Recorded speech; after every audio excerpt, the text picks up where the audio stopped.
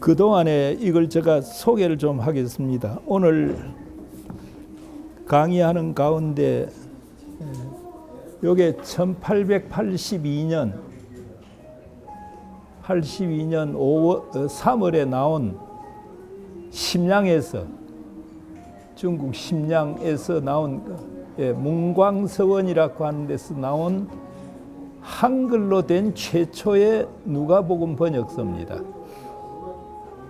그냥 이리 보시면 됩니다. 나중에 그냥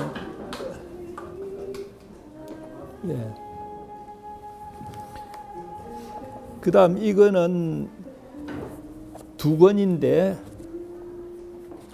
이수정이라고 하는 사람이 일본에서 1885년 처음 만들어낸 그 한글판 마가복음입니다. 그래서 여기에 신약 마가전 복음서 은혜라고 되어 있고, 그다음에 절반은 87년에 언더우드 아펜셀라가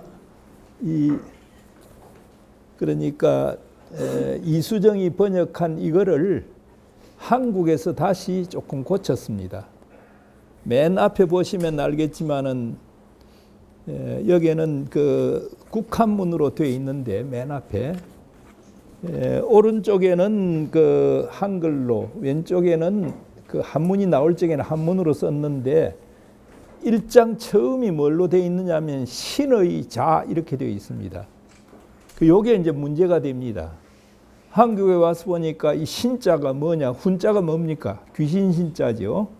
그러니까 이 귀신의 아들 예수 그리스도란 말이냐, 이제 이렇게 되니까 나중에 87년에 언더우드 아펜셀라가 그걸 다시 번역을 다시 하면서 이제 상제라는 말로 고쳤습니다. 상제의 아들 이렇게 고쳤습니다. 한글로 된 그러니까 이수정이 번역하고 아펜셀라 언더우드가 다시 재번역한 87년에 번역한 마가복음서입니다. 나중에 얘기하겠지만은 그 이수정은 마태, 마가, 누가, 요한복음을 그 한자 한문으로 된 데다가 그 한국식 토를 달았습니다. 달아가지고 낸 것이 있습니다. 제가 집에 갖고 있다가 제 책을 한국기독교 역사연구소에 보내면서 전부 다 그쪽으로 보내버렸는데 마침 갖고 있질 않았어요. 그 다음에 여기에는 예수 선교전서라 해가지고 이건 아까 맨 처음에 그 82년 3월에 심양에서 누가복음을 번역한 존 로스, 나 약한 요한 이렇게 말합니다. 그분이 그 뒤에 계속 번역을 했습니다. 번역해가지고 신약 전체를 번역을 했습니다. 그래서 여기 87년에 심양에서 나온 이게 예수 선교전서, 그러니까 신약전서라는 얘기입니다. 나중에 이렇게 봐주시면 좋겠고요. 그 다음에 이건 이제 저하고 그 옥성득이라고 하는 뭐 바로 제자는 아닙니다만은 제 연구실에서 한 6, 7, 8년 같이 공부를 한 사람이 있습니다. 저는 제 연구실에 있고 그분은 서울대학교 영문과 다닐 적에 1학년 때부터 저 연구실에 출입해가지고 같이 했습니다. 그래가지고 성서공예사, 그러니까 우리나라 성경과 관련된 그 역사책입니다. 이게 성경 번역에 관련된 것은 주로 이 1권에 나오고 그 다음에 2권이 있습니다. 2권은 성경의 반포라든지 그 반포에 활약했던 사람들, 권서, 오늘 권서 얘기가 나오는데 그건 이제 2권에 나옵니다. 2권 나오는데 1권만 가져왔습니다. 이건 아마 대한성서공회에 가서 모르겠습니다. 그분들이 비매품으로 하는지 살 수는 있을 겁니다만, 요거 자, 그럼 저 기도하고 시작하겠습니다. 사랑과 자비가 풍성하신 우리 하나님, 오늘 저녁에 저희들에게 한국 기독교의 그 성서 번역 역사와 그리고 성경을 통해서 한국 교회가 부흥 발전하게 되었다는 그 초대 교회의 역사를 강의하고자 합니다. 이 가운데 주님께서 같이 하셔서 저희들에게 큰 은혜를 베풀어 주시옵소서. 말하는 저에게 기억력을 맑게 해주시고 듣는 이들이 잘 이해할 수 있도록 은혜를 베풀어 주시옵소서. 예수님의 이름 받들어 기도하옵나이다. 아멘. 오늘 이 얘기는 한국의 성경이 어떻게 들어왔느냐 하는 것하고 그 성경이 들어와서 어떻게 초기 한국 기독교의 역사를 형성해 갔는가, 그리고 실제는 그 성경에 의해서 한국 기독교의 부흥 발전이 왔다 하는 것을 설명을 하겠습니다. 그러니까 초기 기독교의 역사라고 할 수가 있습니다. 거기에 들어가기 전에 혹시 여러분들 이 핸드폰 가지고 다 찾을 수 있을 것입니다. 사도행전 6장 7절 말씀 누가 좀 크게 읽어주시면 좋겠습니다.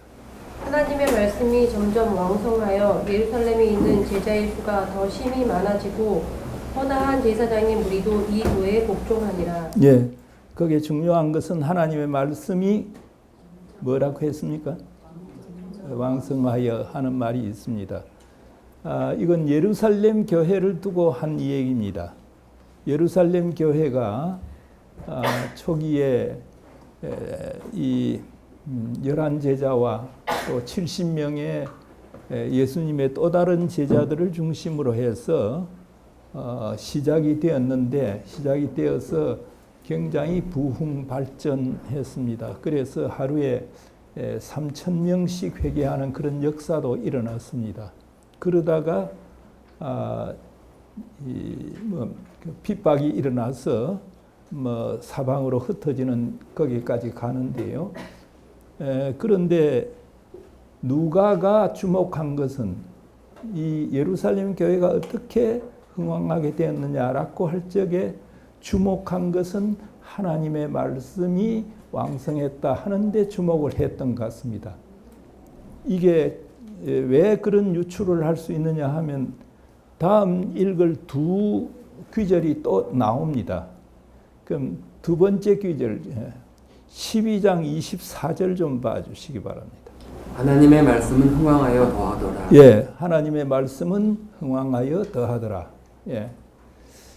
그러니까 예루살렘 교회에 주어진 사명 가운데 하나가 예수님께서 승천하시면서 너희가 권능을 받고 예루살렘과 그 다음에 온 유대와 사마리아와 땅 끝까지 이르러 내 증인이 되어라라고 하는 말씀을 주셨습니다. 그런데 예루살렘 교회가 이렇게 왕성했지만은 예수님께서 승천하시면서 하신 그 분부의 말씀을 제대로 순종하지 않은 것 같습니다. 왜냐하면은 그들이 이 예루살렘과 온 유대와 사마리아와 땅 끝까지 이르러 예수님의 증인이 되기 위해서는 모이기만 해서는 안 되고 흩어져야만 했습니다. 그러나 성경 어느 구절 초기에 보더라도 이들이 흩어져서 복음을 전했다 하는 것이 보이지 않습니다. 그러니까 하나님께서 강권적으로 흩으시는 작업을 하는데 그게 스데반 집사가 그 죽임을 당하는 그 환란이 오게 되었습니다. 그래서 많은 사람들이 흩어집니다. 흩어지고 11장 19절 이하에 가면은 흩어진 사람들이 어디까지 갔느냐? 오늘날 시리아와 그 다음에 터키 국경되는 지역입니다. 페니키아 지역인데 그러니까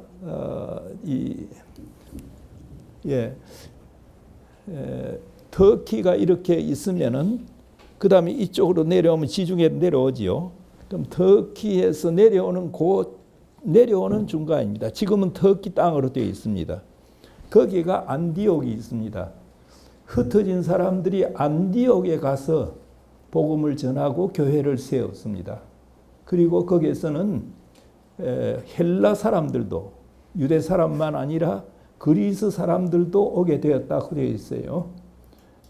그런 후에 12장 24절에 오늘 읽은 주의 말씀은 흥왕하여 더하게 된다 하는 말씀이 나옵니다.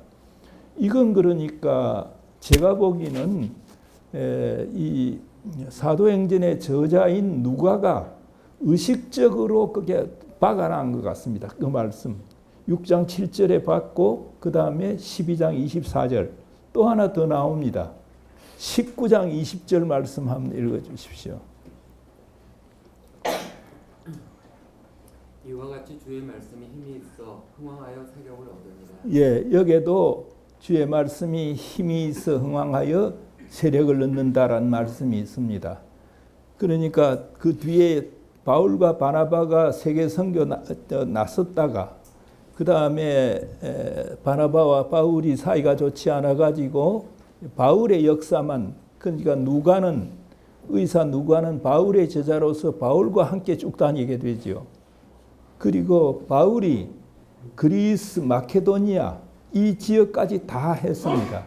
그 당시 관념으로는 아마 땅끝까지라고 생각하지 않았겠는가 생각됩니다.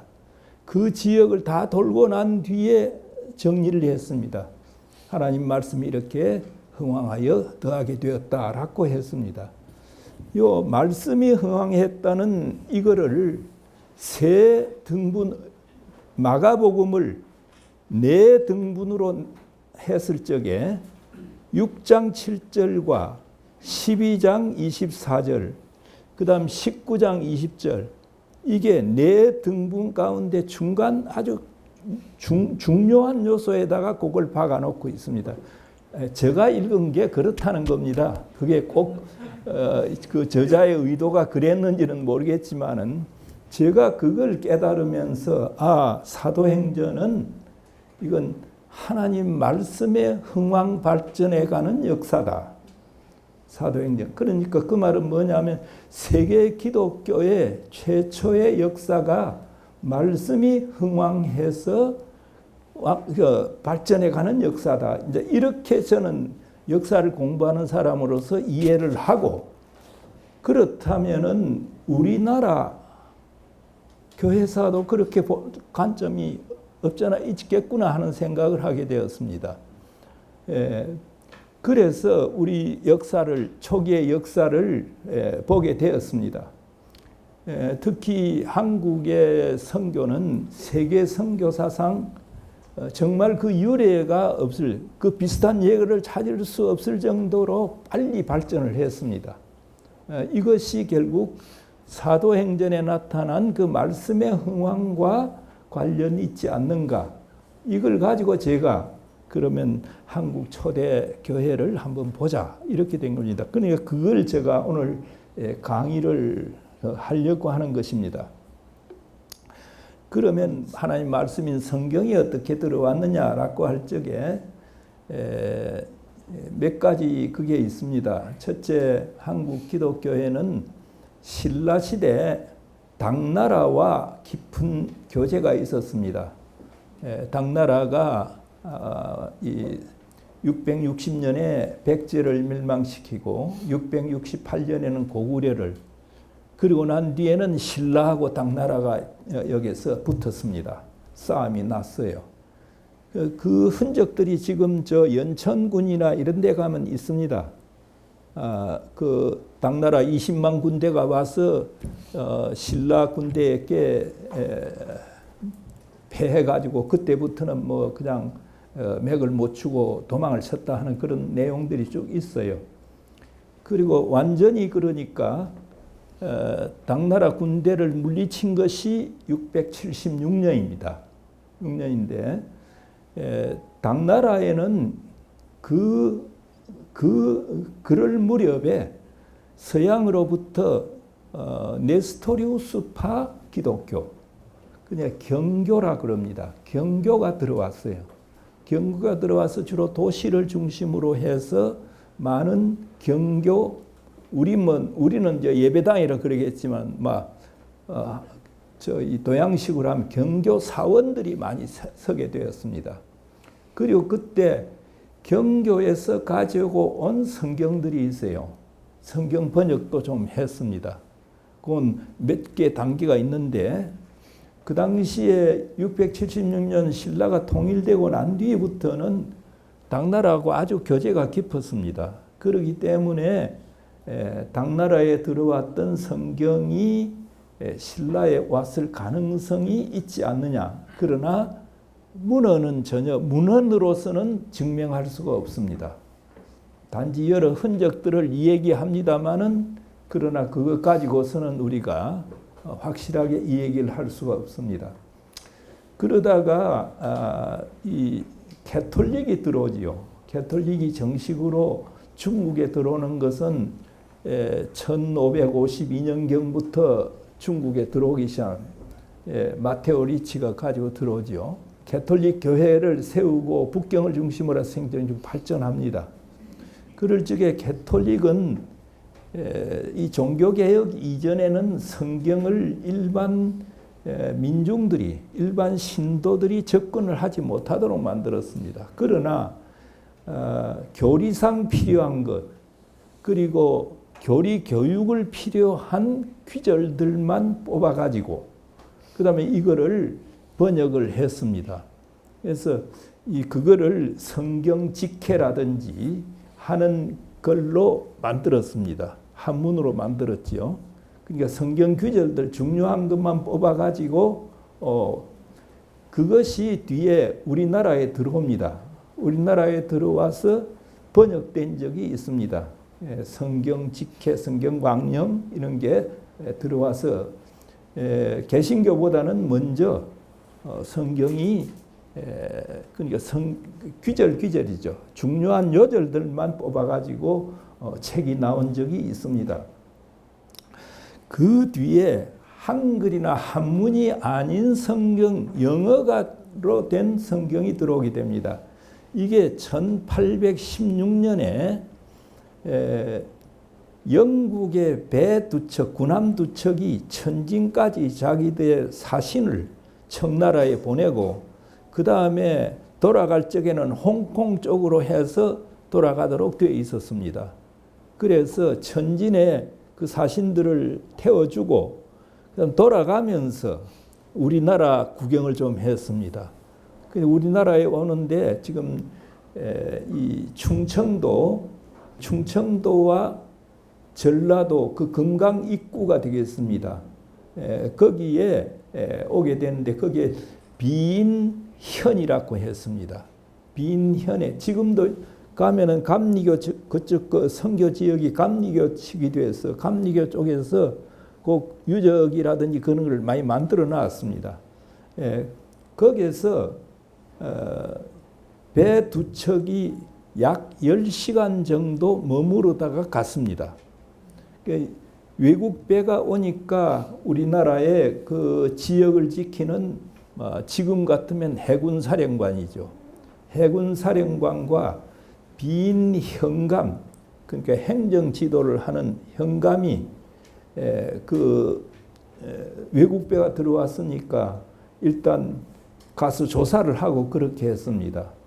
조사를 2번 하는데 들어가 보니까 배가 큰데 배 안에 가지런히 책을 막 정리해 놨는 데가 있었습니다. 그래서 이분들이 한 분은 무인이고, 그러니까 수군 뭐 요즘 같으면 별자리가 되겠죠. 한 분은 현감입니다. 그건 군수하고 격이 같지만은 현은 군보다는 조금 작은 겁니다. 그러나 군에 속하지는 않았습니다. 그 비인현감과 그 다음에 그쪽에 있는 그러니까 수군 그 대장이 그 올라가서 조사를 해본 결과 책들이 있고 또 우리나라 사람들은 무인이나 문인이나 책이라 그러면 또 입맛을 다시는 사람들이니까 그러니까 그쪽에서 책 3권을 주었습니다.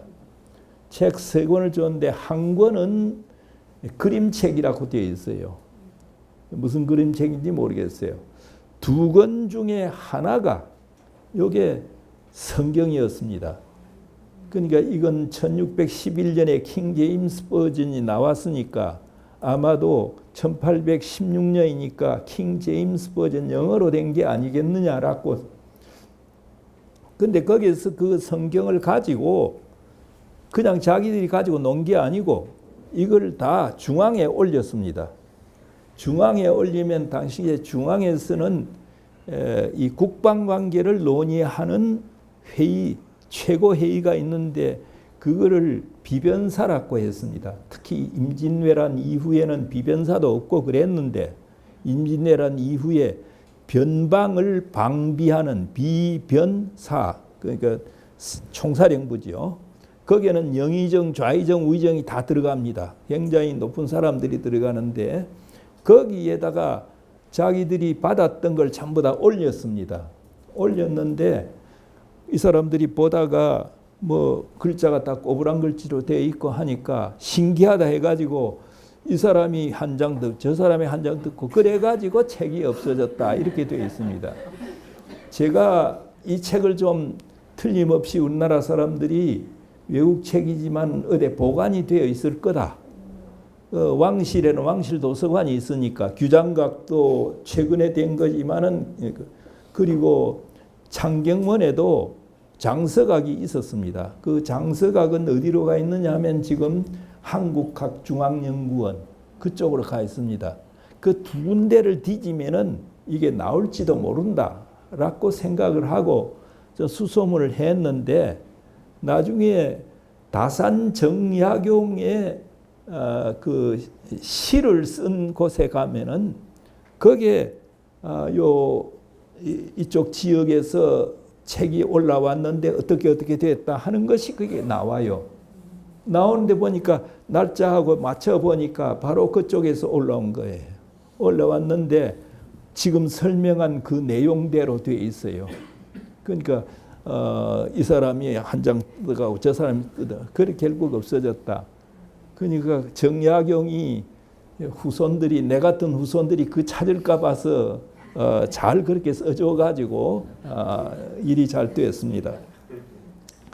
다음에 성경이 오게 되는 것은 귀슬라프라고 하는 사람이 1830년에 우리나라에 오게 됩니다. 이분은 독일에 가면은 그 경건주의 운동이 일어났던 곳이 있습니다. 여러분들이 루터의 비텐베르그에서 조금 나와가지고 고속도로를 타고 내려오다가 가면은 그 곳이 지금 장소 이름을 H가 들어가는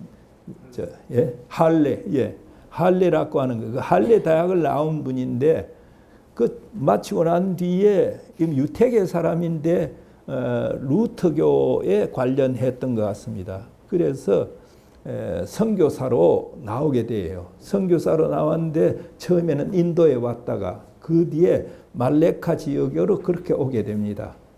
그런데 이분은 머리가 좋아가지고 의학을 많이 했어요.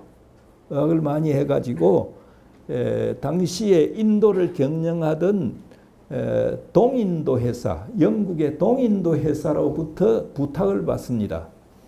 당신이 영어도 잘하고 그러니까 중국, 그리고 조선, 그리고 오키나와, 유구열도죠. 이쪽으로 다니면서 통상교섭을 해달라 이런 부탁을 받습니다. 이 부탁을 받고 오면서 당시에 그 선교사들끼리는 다 이 링크가 돼 가지고 어디 누가 있다 그거 다 알거든요. 그러니까 광동, 중국 광동 지역에 광주 근처입니다. 남쪽이죠. 거기에 모리슨이라고 하는 영국 선교사가 와 있었습니다. 1807년에 왔는데 이분이 거기서 다른 건 하지 않고 중국어로 성경 번역하는 일만 쭉 했습니다.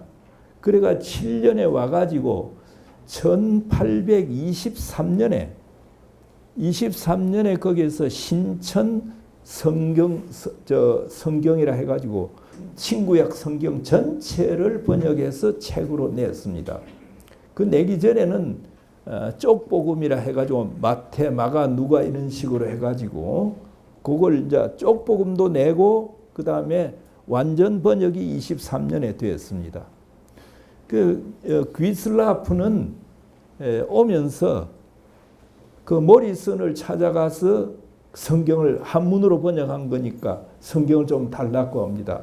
그러니까 온전히 된 성경도 없고 그리고 쪽복음도 없고 해가지고 먼저 중국에 가서 교섭을 하고 뭐 거기에서 신통찮게 되었습니다. 그 다음에 우리나라로 오는데 우리나라 처음 온 데가 어디냐면 황해도 백령도 거기에 왔습니다. 여러분들께서 백령도에 가보시면은 그 누구인지는 모르지만은 1800년대 초에 거기에 와서 복음을 전했다 하는 그런 것이 그 교회사에 보면 나옵니다. 이 귀스라프를 두고 하는 얘기입니다.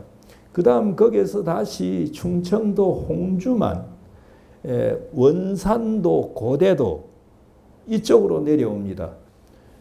처음에는 원산도에 내려와서 복음을 전했다 그랬는데 한 20 며칠 동안 있었습니다. 우리나라의 감자 심는 법을 가르쳐주고 그 다음에 주기도문 같은 것을 번역해주고 그런 일을 했다 그래요. 그런데 거기서 그가 한 것이 뭐냐 하면은 이 지방관을 통해 가지고 중앙에 영국이 당신네 나라와 이 통상 교섭을 하고 싶다 하는 그런 문서를 올렸습니다. 문서를 올리면서 성경이라든지 서양의 귀중한 물건 같은 것도 올렸습니다. 한 20여일 후에 중앙에서부터 우리는 할 의사가 없다 해가지고 물건이 다 내려왔습니다. 물건이 내려왔는데 그걸 가지고 이제 오키나와 쪽으로 출발했다 그렇게 되어 있습니다. 그런데 이때 가지고 온 성경 가운데 일부를 물론 이 완본 성경은 저 중앙으로 올렸지만 그대로 받았지만은 그 외에 쪽봉 같은 것은 아마 그쪽에다가 남겼을 가능성이 있습니다. 여기서 요새 학계에서 문제가 되는 것 가운데 원산도는 좀 큽니다. 원산도는 크고 그 다음에 고대도는 좀 적어요. 근데 원산도하고 고대도가 같이 나옵니다. 그 뒤에 그 기록에는 고대도 얘기가 더 많이 나와요.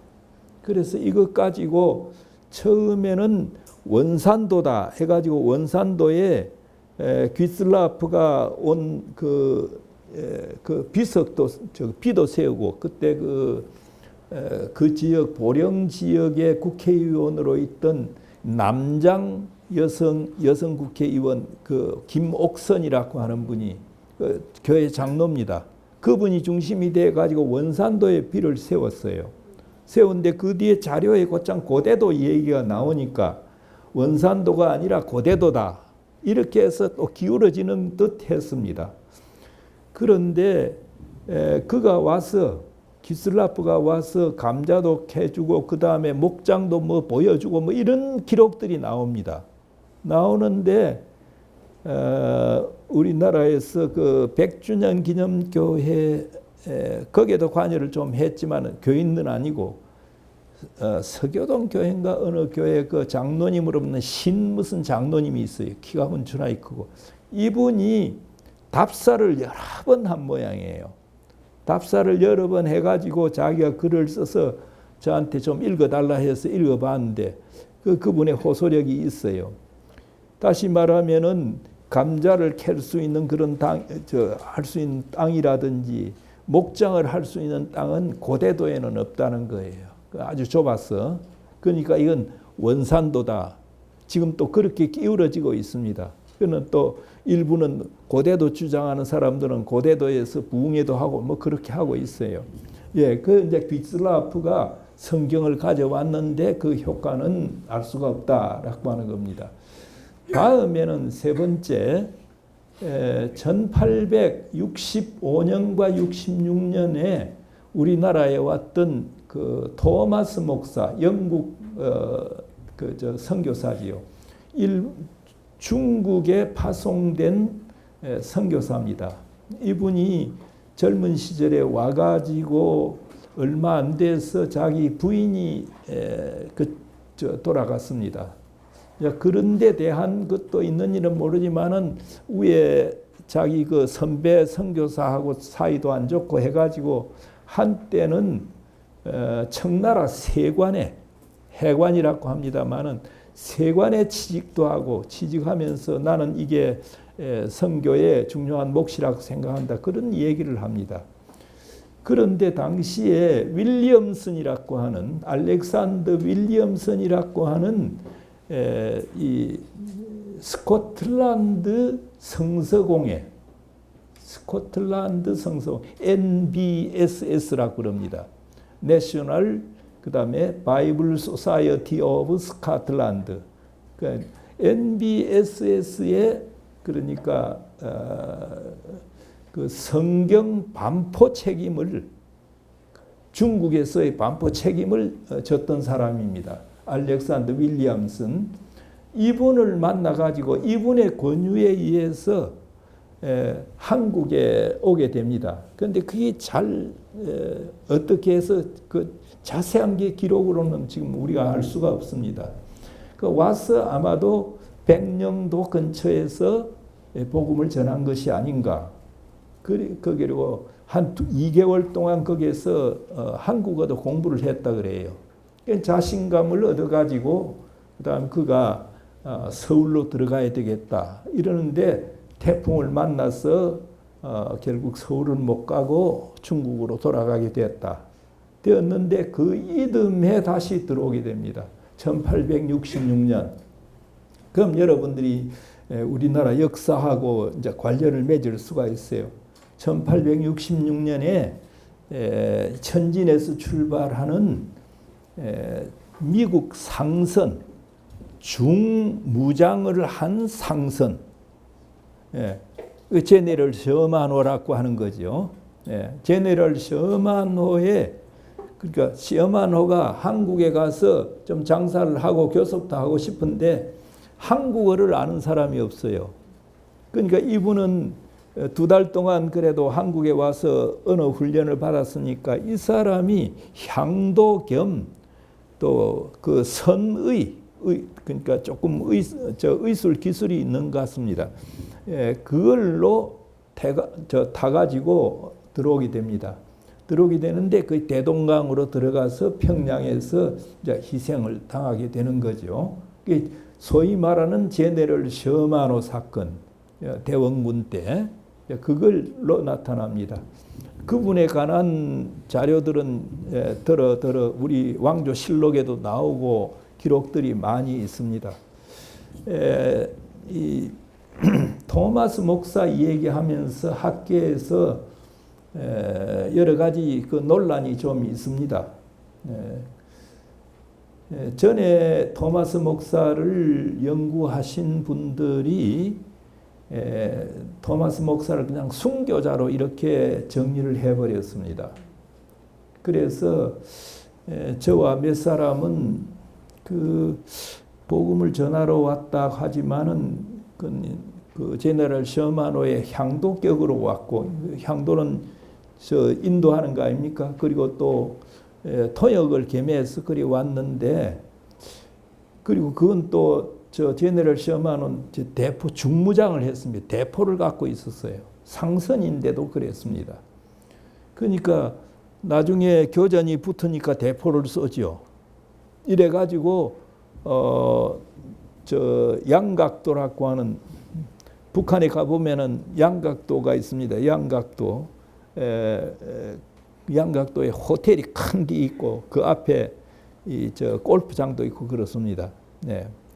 양각도 앞에서 그냥 좌초가 되다시피 되어버립니다. 처음에 올라올 적에는 홍수가 져서 물이 많았는데 물이 빠지고 나니까 좌초가 되어 버렸어요. 그러니까 평양 시민들이 뭐 군대도 있으니까 이 장작 나무에다가 불을 붙여 가지고 계속 떠내려. 그래서 그게 제네럴 셔먼에 붙게 되고 그 다음에 그 불타. 그럴 적에 토마스 목사도 내려서 죽임을 당했다고 되어 있습니다. 그분을 순교자로 이렇게 하는 분들은 이제 거기에 여러 가지 각색을 많이 붙이죠. 뭐 성경을 뿌리고 어떻고 이제 이러는데 여기에 대해서 좀 의문을 좀 제기를 했습니다. 저도 그런 사람 가운데 하나고요. 그렇게 들어온 것을 순교라고 할 수가 있겠느냐 하는 이제 문제 제기지요. 이 했다가 많이 두들겨 맞았습니다.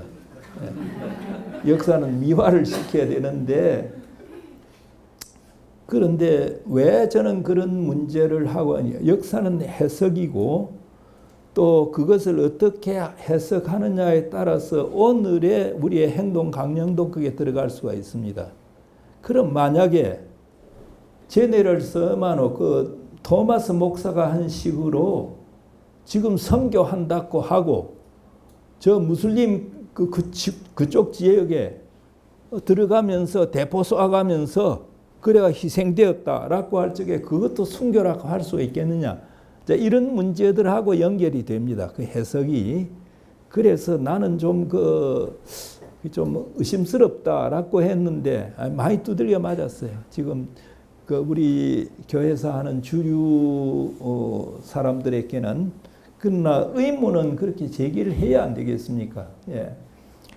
자, 이렇게 이제 그분이 그러고 난 뒤에 아까 말한 그 윌리엄슨이라고 하는 알렉산더 윌리엄슨이라고 하는 분이 그 뒤에 1882년 3년에 다우드 웨이트라고 하는 의사, 그러니까 중국의 CIM 선교사입니다. C는 차이나, I는 인랜드, 그 다음에 M은 미션 이렇게 되죠. 그러니까 중국 내지 선교회라고 그렇게 말합니다. 내지 선교회 소속의 다우드 웨이트라고 하는 사람이 그 의사인데 성경을 가지고 들어와서 배포를 하고 그 다음에 그로부터 그 세례를 받은 어느 중국인 병사가 밖에 나가서 전도지를 돌리다가 잡혀가지고 한국 사법에 잡혀가지고 어려움을 겪었는데 다행히 그 사람이 죽지는 않게 되었다 하는 그런 기록이 또 잠깐 나옵니다. 다우드 웨이트, DOUTH, 그 다음에 WIST, 다우드 웨이트라고 하는 사람이 나오는데, 여기까지가 이제 우리가 좀 추적해 볼 수 있는 사람들 이 얘기입니다. 그 다음에 이제 본격적인 성경 번역과 관련된 제가 나눠드린 성경 번역과 관련된 얘기를 조금 하겠습니다. 스코틀랜드 그러니까 연합 장로교회, 스코틀랜드 그러니까 연합 장로교회 UPC United Presbyterian Church입니다. 거기에서 지금 저 산동반도 지푸라고 하는 곳으로 지푸 이 영어로는 제프라고 ZEFOO 제프라고 그렇게 표기를 합니다. 그곳으로 저 선교사를 파송했습니다. 처음으로 온 선교사가 82년 초에 온 존 맥킨타이어라고 하는 분이 거기에 왔고 그 다음에 이어서 온 사람이 존 로스라고 하는 사람이 왔습니다.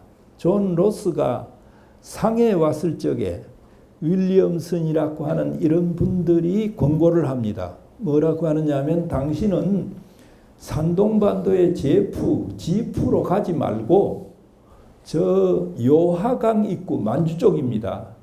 만주 쪽으로 가는 게 좋겠다. 이런 얘기를 하게 됩니다. 제가 이런 때는 저 지명 이름이 고창 생각 빨리빨리 나야 되는데 나중에 생각나면 얘기하겠습니다. 요하 입구에 도시가 두 개가 있습니다. 영구, 우장영구, 우장영구. 거의 도시가 붙어 있습니다. 저 우리 형제님 그때 우리 가서 다 봤죠. 영구, 우장. 네, 붙어 있는 도시인데 그쪽으로 왔습니다. 거기에 오니까 조선 사람들이 들어 있었어요. 그 조선 사람들을 만나가지고 언어를 배우고 그 다음에 그들에게 복음을 전했습니다. 그 중에 유명한 사람이 서상륜이라는 사람이 있어요. 서상륜은 홍삼 장사를 하러 그쪽에 갔다가 나중에 병에 걸려가지고 거의 사경을 헤매는데 그 사람들이 당신 그러면 저 양대인한테 가봐라. 서양 대인한테 가보면은 방법이 있을 거다. 해서 이 로스를 찾아와서 그 도움을 받아서 그 다음에 낫게 되었습니다. 이분이 그 학식이 있는 사람이에요. 한문도 잘하고 또 우리말 이것도 잘하고 물론 저 국문도 좀 알고 하니까 나중에 로스와 함께 성경 번역에도 참여하게 그렇게 됩니다. 거기에서 활동을 하고 그 다음에 이들에게 복음을 전하면서 씨앗을 뿌린 적어도 대여섯 사람들은 뒷날까지 성경 번역하는데 굉장히 도움을 많이 주게 되었습니다. 나중에 그는 그의 부인이 와서 아기를 낳고 얼마 안 돼 가지고 죽었습니다. 풍토병에 걸려서. 그러자 자기 누이 동생을 영국에서부터 다시 데리고 왔습니다. 그 누이 동생이 아까 말한 그 지프로 왔다는 맥킨타이어 이분하고 뒤에 이제 결혼을 하게 됩니다. 결혼을 하게 되고 사역지도 이 산동반도에서 만주 쪽으로 이렇게 옮기게 동역을 하게 됩니다. 존 로스는 젊은 시절부터 의학에 굉장히 뛰어났던 분이라 그럽니다. 제가 1986년에 이 교회사 자료를 찾기 위해서 그 런던과 그 다음에 캠브리지 대학에 가서는 한 달 정도 그 중앙도서관에 영국 성서공의 자료가 있어서 한 달 동안 제가 거기에 있고 그 다음에 다시 저 스코틀랜드 쪽으로 올라가서 스코틀랜드 성서공의 총무님의 도움을 받아가지고 존 로스 고향으로 저 가봤습니다. 고향에 가니까 존 로스를 기억하는 목사님 거의 100살 가까운 목인데 이 발음이 그냥 굉장히 듣기가 어려워요. 발음이 세니까. 그런데 그 총무님이 좀 얘기를 해줘가지고 얘기를 들어보니까 존 로스는 젊을 때부터 의학의 천재였다. 그리고 그 무덤이 지금 에딘바라에 있다 하는 그런 얘기를 쭉 그래 제가 들었습니다. 존 로스는 거기서 1877년에 한국에 관한 그러니까 역사책을 하나 썼습니다. 역사책을 쓰고 그 다음에 79년에는 그 코리안 프라이머라고 하는 제가 반대가 되었습니다. 77년에는 코리안 프라이머라고 하는 한국어 첫걸음 책을 냈습니다. 그 책을 보니까 재미있어요. 맨 처음에는 한글로 문장을 쓰고 조그맣게 그 다음에 발음하는 발음 기호 영문으로 그렇게 씁니다. 그 다음에 그 뜻이 뭐냐 이렇게 그 하나만 예를 들면 그 평안도 사투리 그걸 썼습니다. 아침이죠. 아참 먹었음매. 그리고 그걸 아 같으면 A자를 쓰고 참 같으면 CHAM 그 이제 발음을 쓰고 그 다음에 이제 영어로 번역을 합니다. 여러분들 뭐라고 번역하시겠습니까? 아침 먹었습니까 하는 거예요. 예? 하여튼 이건 기발한 그입이에요. 굿모닝이에요. 그렇게 번역을 해놨어요. 이제 그런 단어들이 쭉 나옵니다. 예.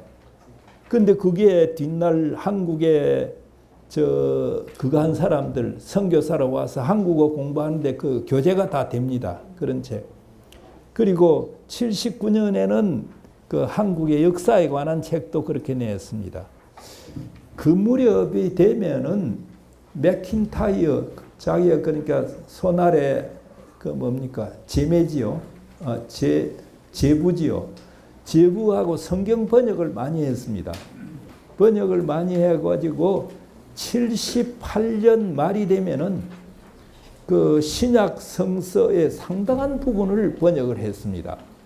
번역을 해서 이 번역을 출판을 하자면은 이제 돈이 필요하다 이 말이죠. 그래서 78년 말에 존 로스가 선교지를 떠나서 영국으로 갑니다. 영국으로 가서 80년 말에 돌아옵니다. 그동안에는 이제 여러 군데 다니면서 성경 번역에 필요한 그 돈과 그 다음에 필요한 종이라든지 잉크라든지 이런 걸 마련을 했습니다. 마련해가 돌아왔어요. 79년에 굉장히 중요한 사건이 지금 일어납니다. 우리가 잘 아는 그 존 로스는 지금 영국에 가 있고 79년에 그의 제부되는 맥킨타이어가 있는데 맥킨타이어가 4사람의 한국인에게 세례를 주었습니다. 우리가 한국 기독교 역사를 올리려면은 최소한 79년까지는 올려야 된다는 게 이제 이런 방경 자료들이 나오니까 우리가 처음에 그 사람들까지 설명하다가는 시간이 없으니까 제가 그냥 띄겠습니다. 4사람에게 주었습니다. 80년 말에 아까 말한 그 로스가 영국에서 돈 마련을 해가지고 돌아옵니다. 돌아와가지고 81년에 두 문서를 발간을 했습니다. 그러니까 한쪽짜리 큰 그걸 발간을 합니다. 그 하나는 요리문답에 관한 거고 그 다음에 하나는 성경 해설입니다. 마태복음이 뭐고 그 다음 누가복음이 뭐고 성경 해설한 그거를 좀 큽니다. 이렇게 그걸 인쇄를 해봐서 한글로 해보니까 글자가 나와요.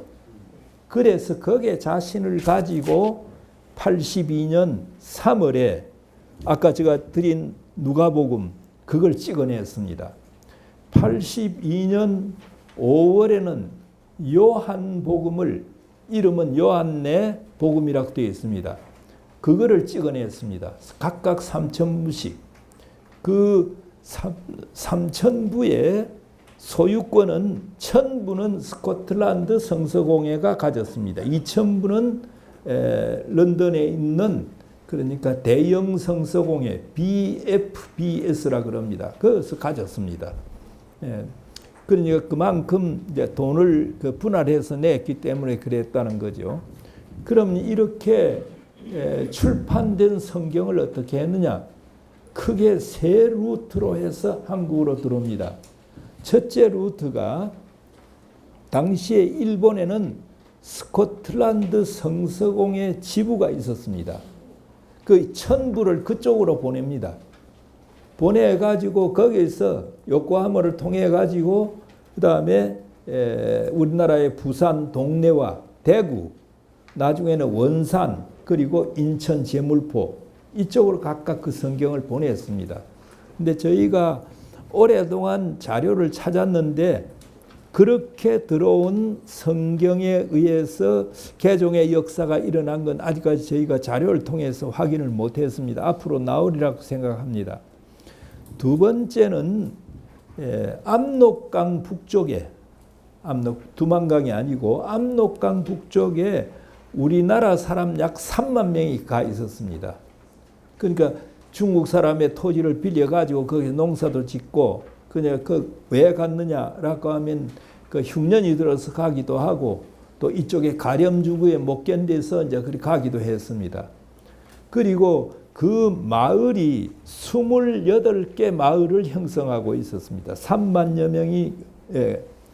그런데 여기에 복음을 전하기 시작했습니다. 그 시작한 중요한 인물이 누구냐면 김청송이라고 하는 분이에요. 김청송은 원래 홍삼 장사를 하기 위해서 만주로 떠났다가 그 다음에 그 다 말아먹고 중국인 그러니까 인쇄회사에 그게 직원으로 들어가 있었습니다. 있다가 심양에서 로스가 인쇄 기술자 필요하다 하니까 이 사람이 그쪽으로 와서 거기서 누가복음, 요한복음을 찍어냈습니다. 그런데 로스가 이 김청송을 두고 표현한 게 재미가 있습니다. 이 사람은 아주 좀 아둔하다, 미련한 사람이다. 좀 미련한데, 그러니까 미련하니까 아주 일을 꼼꼼하게 잘하는 거예요. 활자 하나씩 채집을 하는데 잘하는 거예요. 그리고 중요한 말이 있어요. 그 사람은 이 활판을 가지고 종이에다가 찍질 않고 자기 마음판에 그 성경 말씀을 찍었다라고 표현이 있습니다. 그러니까 굉장히 그 성경을 읽으면 그 인쇄를 하면서 감동을 받은 모양이에요. 그래서 누가복음 3천부와 그 다음에 요한복음 3천부, 그러니까 3월과 5월에 각각 나왔다 그러죠.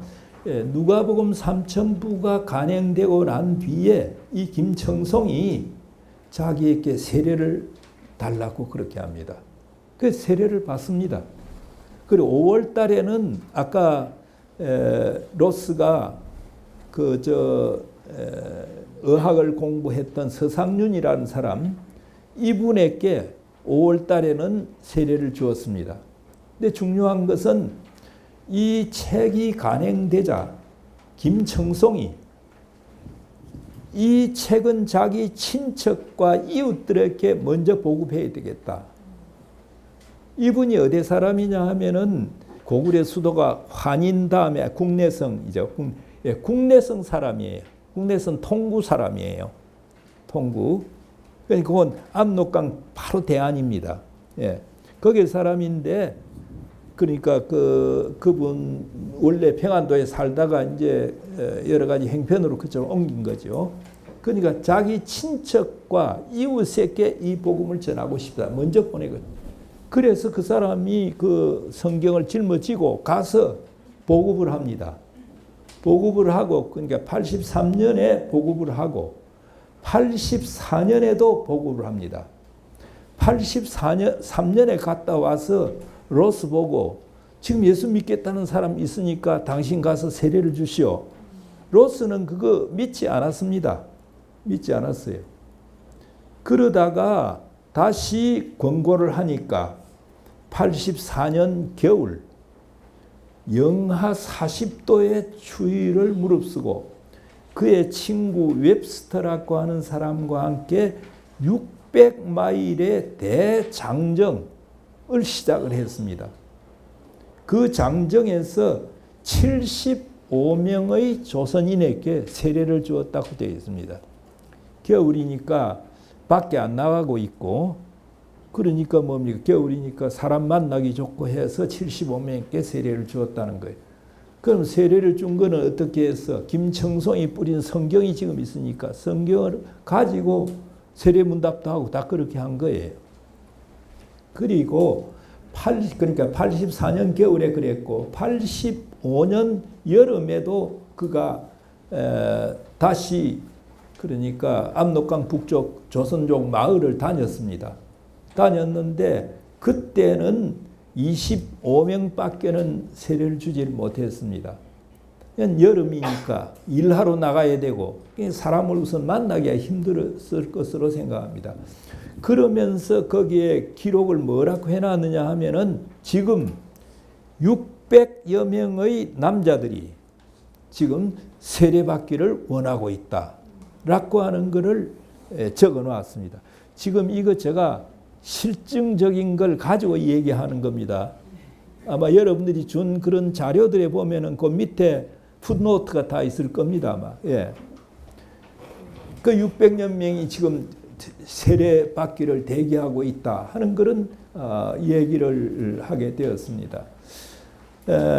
요게 그러니까 두 번째고, 첫 번째는 뭡니까? 첫 번째는 일본을 통해서 들어왔는데 그 결실 사항은 확인이 안 된다는 거고, 두 번째는 압록강 북쪽에 있는 3만여 명의 조선인들에게 복음을 전했다는 겁니다. 그런데 여기서 하나 중요한 것은 이들이 복음을 받고 난 뒤에 그 다음 중국인 지주들이 보니까 한 번씩 모여가지고 웅성거리고 무슨 노래 같은 것도 부르고, 그래서 중국인 지주들이 이 친구들이 무슨 반란을 모의하는 것 아닌가 하는 생각을 하게 됩니다. 그래서 중국인 마적대들 있지 않습니까? 이런 깡패들을 동원해 가지고 조선족 집을 습격을 하고 파괴를 하고 그렇게 했습니다. 그래서 상당수가 쫓겨서 압록강 남쪽으로 오게 됩니다. 일종의 디아스포라가 된 거예요. 근데 이들이 와서 로스가 번역한 성경을 가지고 복음을 압록강 남쪽에서 전합니다. 그래서 상당수가 생기게 돼요. 뒷날 언더우드가 1885년 그러니까 4월 5일에 오지 않습니까? 그러고 난 뒤에 그가 뒤에 온 여의사 그 릴리죠. 예, 그 여사하고 결혼을 하는데 그분이 그 여성이 언더우드보다 4살이 많았습니다. 4살이죠. 4살인가 8살인가 지금 헷갈려서 좀 하여튼 그리 많았어요. 그래서 제가 농담을 이런 때 좀 합니다. 혹시 뭐 우리 자매님들 가운데서 좀 아직까지도 그랬거나 또 그 남성들 가운데서도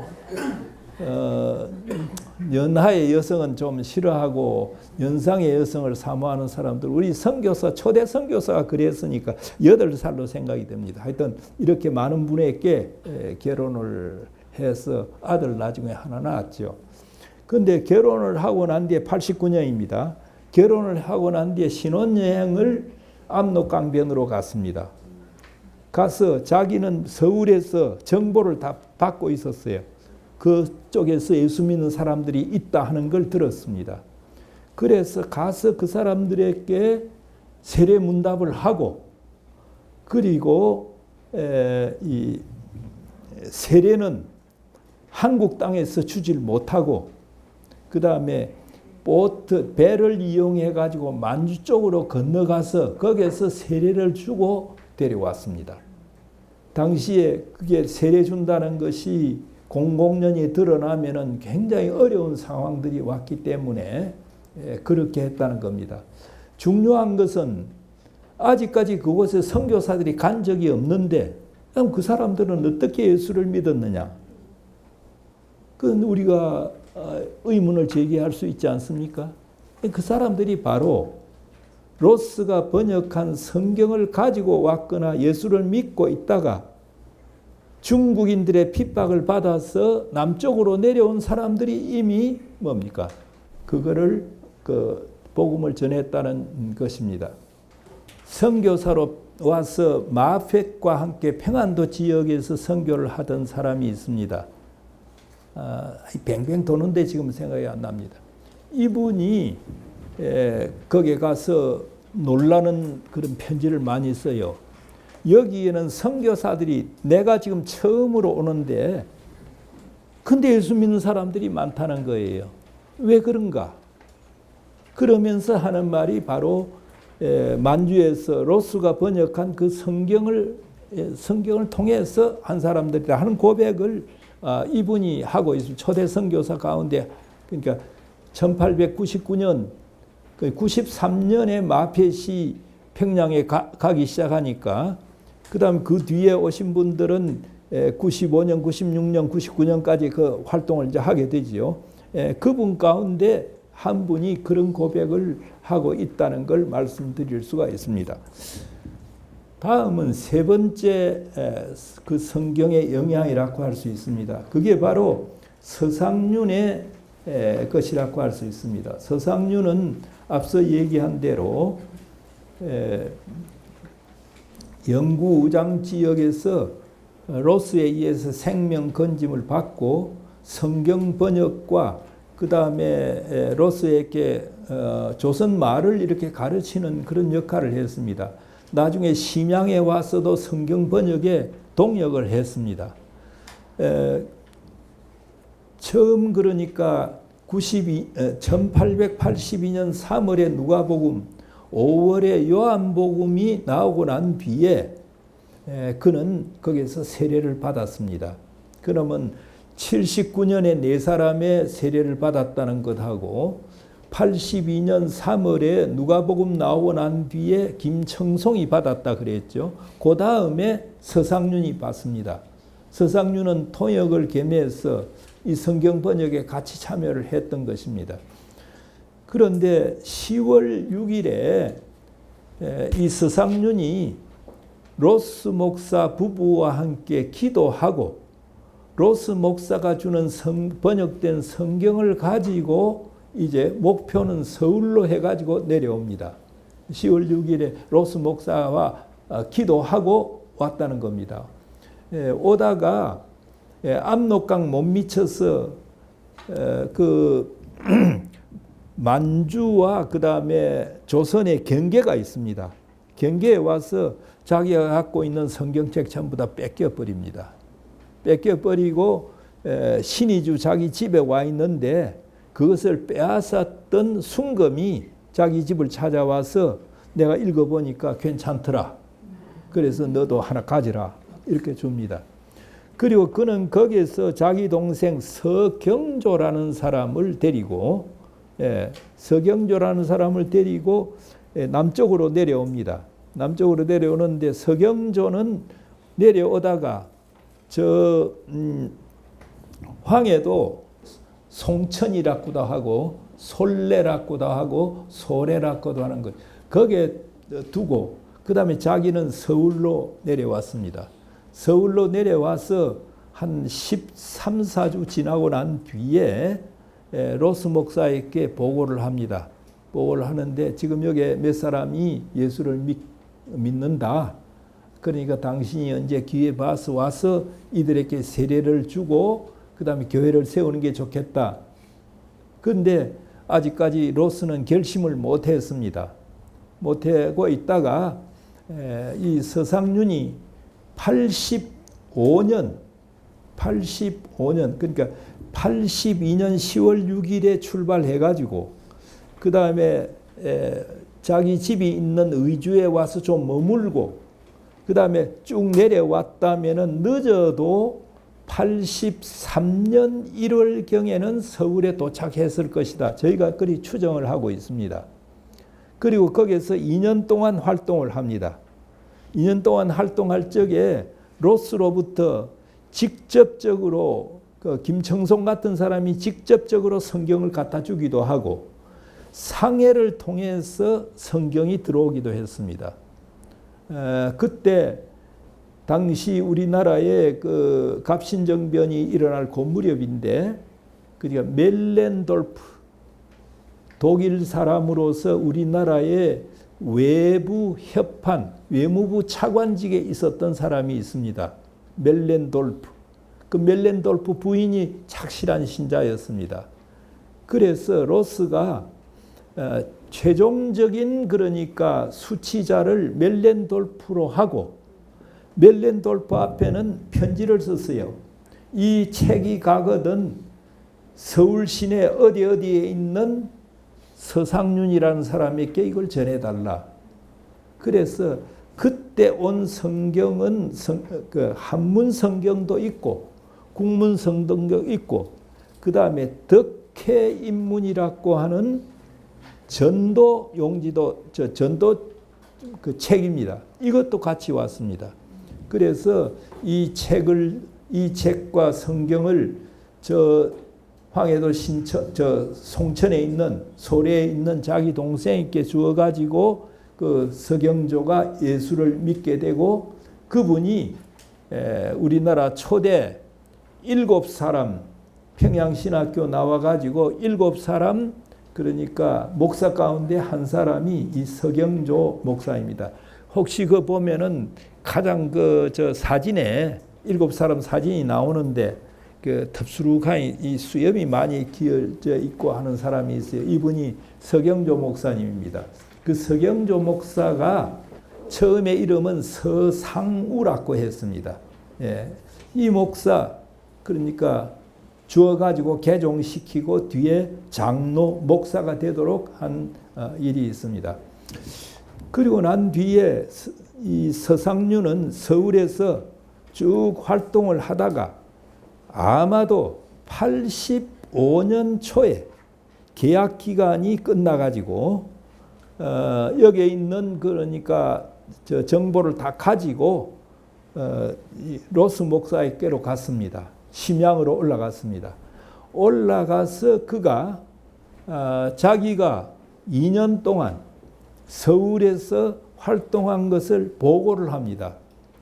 그 보고를 받고 이 존 로스 목사가 자기를 도와준 BFBS 그러니까 대영 성서공회에 일종의 선교 보고서를 보냈습니다. 이게 3월 8일자로 보냈습니다. 85년 3월 8일자. 이게 굉장히 중요한 날짜입니다. 왜 그러냐 하면은 우리나라에 언더우드 아펜셀러 선교사가 온 것이 언제입니까? 85년 4월 5일 부활주일 날이라고 되어 있습니다.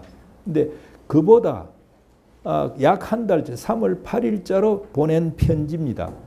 그 편지 내용이 어떻게 되어 있느냐 하면은 여러분들 거기에 있습니까? 편지 내용을 제가 인용을 했습니까? 예, 그거 좀 읽어 보시면 좋겠습니다. 그 내용이 이런 겁니다. 자기가 여기서 활동을 한 결과 지금 70여 명의 사람이 개종을 했다. 세례를 주면 된다는 거예요. 그리고 70여 명 가운데서는 유력한 사람도 있다는 거예요. 그 다음에 또 한 군데는 서울에서 서쪽 지역에 벌써 몇 주 전부터 모이는 모임이 있다. 18사람이 모인다는 거예요. 그리고 거기에는 프리칭 홀을 만들어가 영어로 프리칭 홀을 만들어서 그다음 모이고 있다는 거예요. 그럼 예배당 아닙니까? 예, 모이고 있다 하는 얘기. 그리고 서울에서 좀 남쪽 되는 지역 아마 안성으로 지금 보는 사람들이 많습니다. 거기에도 결신자 예수 믿는 사람이 있는데 이분이 20여 명을 모아놓고 지금 계속 모이고 있다 하는 거예요. 그거를 그러니까 이 선교 보고서에 쭉 썼습니다. 몇 월 며칠자 3월 8일자를 그랬죠. 그러면 이 실제 일이 일어난 것은 어떻게 되겠습니까? 그보다 전이겠죠. 자기가 가서 보고해가지고 보고 듣고 바로 썼는지 좀 있다가 썼는지 모르지만은 이분이 그렇게 3월 8일자로 보낸 편지. 제가 아까 얘기한 대로 1986년 여름에 캠브리지 대학에 가서 그게 아카이브스 고문서 도서실입니다. 그리고 라이브러리 도서 그게 BFBS 그러니까 대영 성서공회가 2차 대전 전까지만 하더라도 세계 선교에 굉장한 역할을 했습니다. 특히 성경 번역과 보급이라고 하는 데는 우리나라뿐만 아니라 세계적으로 큰 역할을 한 그런 그러니까 영국이 영적으로 이렇게 살아있을 적에는 그런 역할을 했는데 2차 대전 후에 영적으로 죽고 나자 런던에 있는 대형 성서공회 그 건물이 4층 건물인데 그 유지할 수도 없게 돼버렸어요. 그래서 사무실은 그 스윈든이라고 하는 곳 런던에서 서북 브리스톨 쪽으로 좀 가다가 있습니다. 그쪽으로 옮기고 그 다음에 중요한 문서와 그러니까 아카이브스와 라이브러리 이런 것은 캠브리지 대학 중앙도서관으로 옮겼습니다. 그래서 제가 가겠다고 하니까 당신 이쪽으로 올 것도 없는 거고 캠브리지 대학 그 중앙도서관으로 가서 맥팔렌인가 하는 그 여성을 만나라. 그러면은 당신은 안내를 좀 잘해 줄 거다. 그래서 직접 가서 여러 가지를 찾았습니다. 예. 그런데 이 편지를 발견하고 난 뒤에 굉장히 기뻤습니다. 이 편지는 우리나라 역사, 기독교 역사의 획을 이렇게 바꿔버리는 겁니다. 지금까지는 언더우드 아펜셀라가 와서 우리나라에 교회가 시작이 되었다. 전도가 시작되었다. 이렇게 되어 있는데 이미 성경 번역, 로스가 번역한 성경을 가지고 그 다음에 서울에서만 70명 그리고 소래 그러니까 서쪽 지역은 소래인 것으로 압니다. 18명. 그 다음에 서울 남쪽에 20명이 있다는 것은 굉장히 이건 중요한 것이다. 이런 걸 하게 되었습니다. 그 다음 이수정의 성경 번역과 거기에 대해서는 제가 나중에 시간이 되면은 제가 이 얘기를 하겠습니다. 지금 바로 성경이 번역이 이렇게 되기 시작을 했는데 이 성경이 로스가 번역하는 성경 번역 역사가 계속이 되질 못했습니다. 로스는 아까 말씀드린 대로 서상윤이 여기에 와서 13사람의 신자가 있다. 그러니까 당신이 내려와서 여기에 세례를 주고 그 다음에 교회를 세웠으면 좋겠다라고 편지를 보냈을 적에 내려오질 않았어요. 위험도 있고 또 하나 더 중요한 것은 자기가 하는 성경 번역 자체가 중단될 수도 있다는 것 때문입니다. 그래서 그는 거기에서 계속 신양에서 성경 번역을 한 결과 87년에 아까 제가 예수 선교전서라고 하는 거 주었죠. 예, 그거를 87년에 냈습니다. 예수 선교전서는 신약전서입니다. 그걸 순한글로 해서 거기에서 냈던 겁니다. 그런데 이 성경 번역을 도와준 기구가 대영 성서공회 BFBS입니다. BFBS가 활동을 할 적에는 NBSS 스코틀랜드 스코틀랜드 성서공회는 물질로 돕습니다. 그렇게 해서 연합 작전을 그렇게 해 나왔습니다.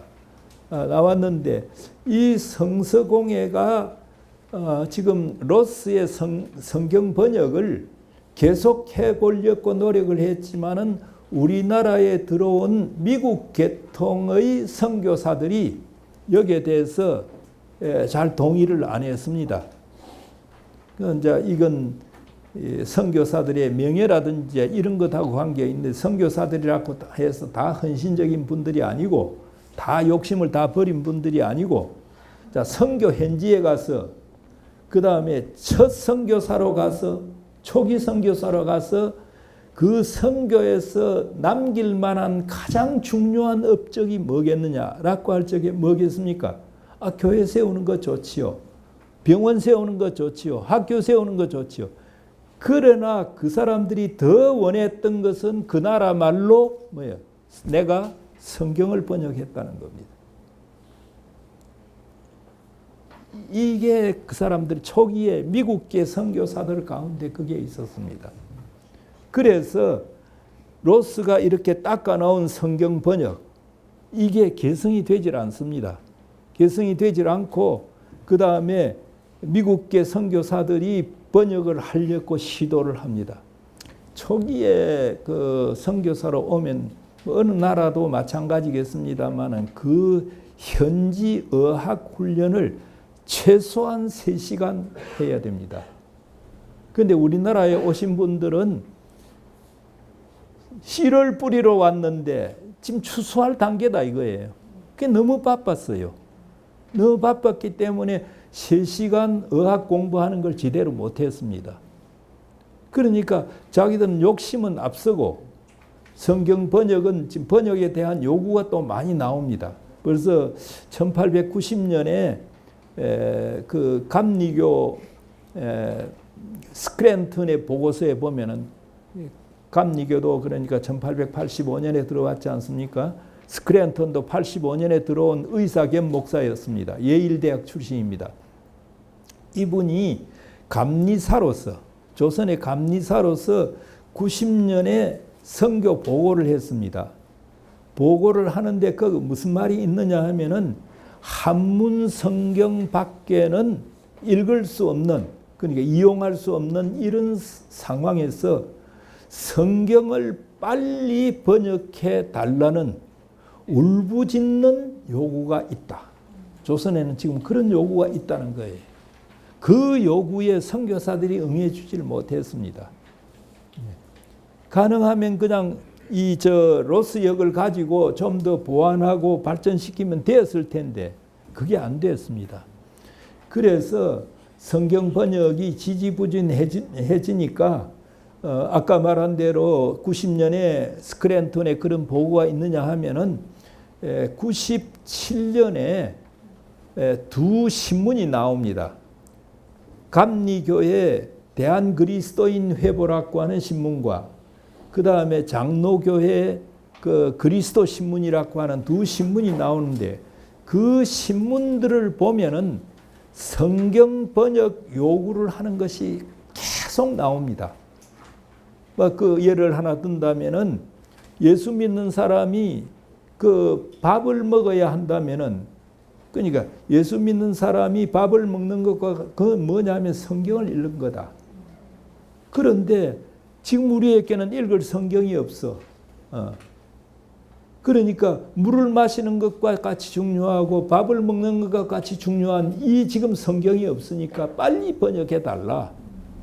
그리고 이 번역이 그렇게 왜 더딘지 답답하다 하는 그런 그 일종의 그 독자 투고를 통해서 그런 것들이 나타납니다. 아까 말한 대한그리스도인 회보, 감리교에서 나온 대한그리스도인 회보, 그리고 그리스도 신문, 장로교에서 나온 그 신문들을 지금 거의 다 있습니다. 그게 일주일에 한 번씩 나왔는데 거기에 보면 그런 자료들이 있습니다. 이런 요구에 반응하면서 선교사들이 노력을 많이 했습니다. 해가지고 1900년에 처음으로 그러니까 우리나라에 와 있는 선교사들이 신약 성경을 번역을 했습니다. 로스역은 벌써 82년부터 나온 건데 1900년에 나오기 시작합니다. 그리고 이게 공인역으로 되는 것이 언제냐? 1906년입니다. 그러니까 공적으로 인정하는 성경이 되는 것이 1906년입니다. 그리고 구약 성경은 1896년경부터 이 피터슨이라고 하는 그러니까 그 사람은 선교사인데 유대계 선교사예요. 유대계니까 이 사람이 히브리어를 잘해요. 그래서 시편부터 번역을 했습니다. 그래서 아까 말한 그 성경 그러니까 그리스도 신문이라든지 대한그리스도인 회보 같은 그 신문에 자기가 번역한 이 시편 같은 것을 발표를 좀 합니다. 그러다가 이 구약 성경 번역에 아주 대가가 오게 되는데 선교사로 레놀즈라고 하는 레이놀즈라고 보통 말합니다. 이 눌서라고 하는 선교사가 옵니다. 선교사가 와서 1908년경부터 전주를 중심으로 해가지고 자기 그 조수 몇 사람 이승두라든지 몇 사람을 데리고 가서 성경 번역을 했습니다. 해가지고 1910년에 구약 성경 번역을 완료합니다. 완료하고 1911년에 그러니까 구약 성경을 출판을 해냈습니다. 요게 그러니까 초판입니다. 우리나라에서는 그러니까 1906년에 신약 그러니까 공인역이 처음으로 나오는 것은 1900년이고 공인역으로 나오는 것은 1906년, 구약은 1910년에 번역이 완료되고 11년에 그 출판이 되었습니다. 그리고 이 출판을 해놓고 보니까 너무 조잡해요. 그래서 곧 구약개혁위원회를 만듭니다. 그 개혁위원회가 1936년에 구약을 출판을 합니다. 그리고 신약개혁위원회도 만들어서 37년에 신약개혁이 나왔습니다. 합본이 되어가 나오는 게 38년이에요. 1938년. 그래서 여러분들이 갖고 있는 그 성경을 보면은 그게 개역 개정판으로 되어 있죠. 그 개역이라고 하는 것은 1938년에 개역됐다는 그겁니다. 그리고 그 뒤에 몇 번 고칩니다. 고치다가 95년인가 하면은 개정판을 냅니다. 그래서 개역 개정판이라고 하는 것이 나오게 됐다라고 하는 걸 말씀드립니다. 그저 그동안에 뭐 이 성경 번역한 거 뭐 여러 종류가 있습니다. 1923년을 기점으로 해서는 이 게일이라고 하는 사람이 우리 말에 그러니까 조선 말의 흐름에 조선 말의 흐름이 이렇게 음악적으로 되어 있답니다. 자기는 그 흐름에 맞게 번역을 해야 된다 해가지고 그 새 번역을 낸 적이 있어요. 그러나 환영을 받지 못했습니다. 그 당시까지만 하더라도 성경 번역은 축자, 그러니까 원어에 하나하나 따져가면서 원어를 따져가면서 그러니까 했습니다. 우리 창세기만 하더라도 하나님께서 그 이제 맨 처음에 뭘 만들다 하나님께서 또 하나님께서 또 만들고 이렇게 되어 있어요. 예, 보면은 그러나 이 게일은 기일 선교사 지금 저 연동 교회를 세운 분입니다. 카나다 계통의 분이고 예, 기일 선교사는 우리 문화에 아주 익숙한 분입니다. 구문몽 같은 것을 그 한문으로 된 걸 뭡니까? 영어로 이렇게 고쳐내고 그리고 존 버년의 철로역정 그거를 우리말로 번역을 해낸 그런 사람이에요. 아주 의학의 천재입니다. 그 기일 목사는 이렇게 하나님이 천지를 창조하시다, 하나님이 사람을 만들었다, 하나님이 뭘 만들었다 이렇게 다 주어가 그렇게 나오는데 이게 조선의 어법이 아니라는 거예요. 그러니까 하나님이 맨 처음에 누굴 만들고 뭘 만들었다. 이렇게 해야만 이게 조선 어법에 맞다는 거죠.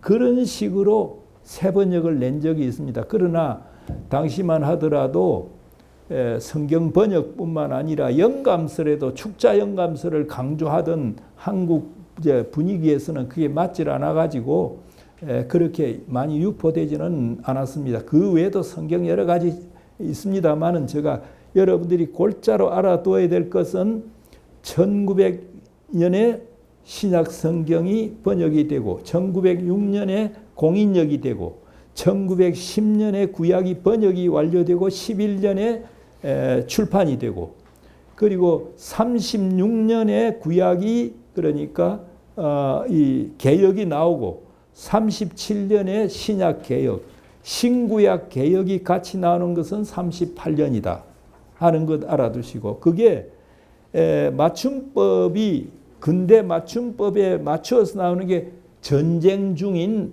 52년에 나옵니다. 제가 52년에 그 성경을 받아들고 너무 감격했던 적이 있습니다.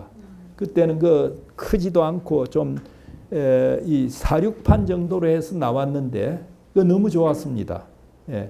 그리고 그 뒤에 새번역도 있고 그리고 또 이 표준 새번역도 있고 뭐 여러 가지 있습니다. 제가 우리 성경 번역에서 가장 좋다고 생각하는 표준 새번역입니다.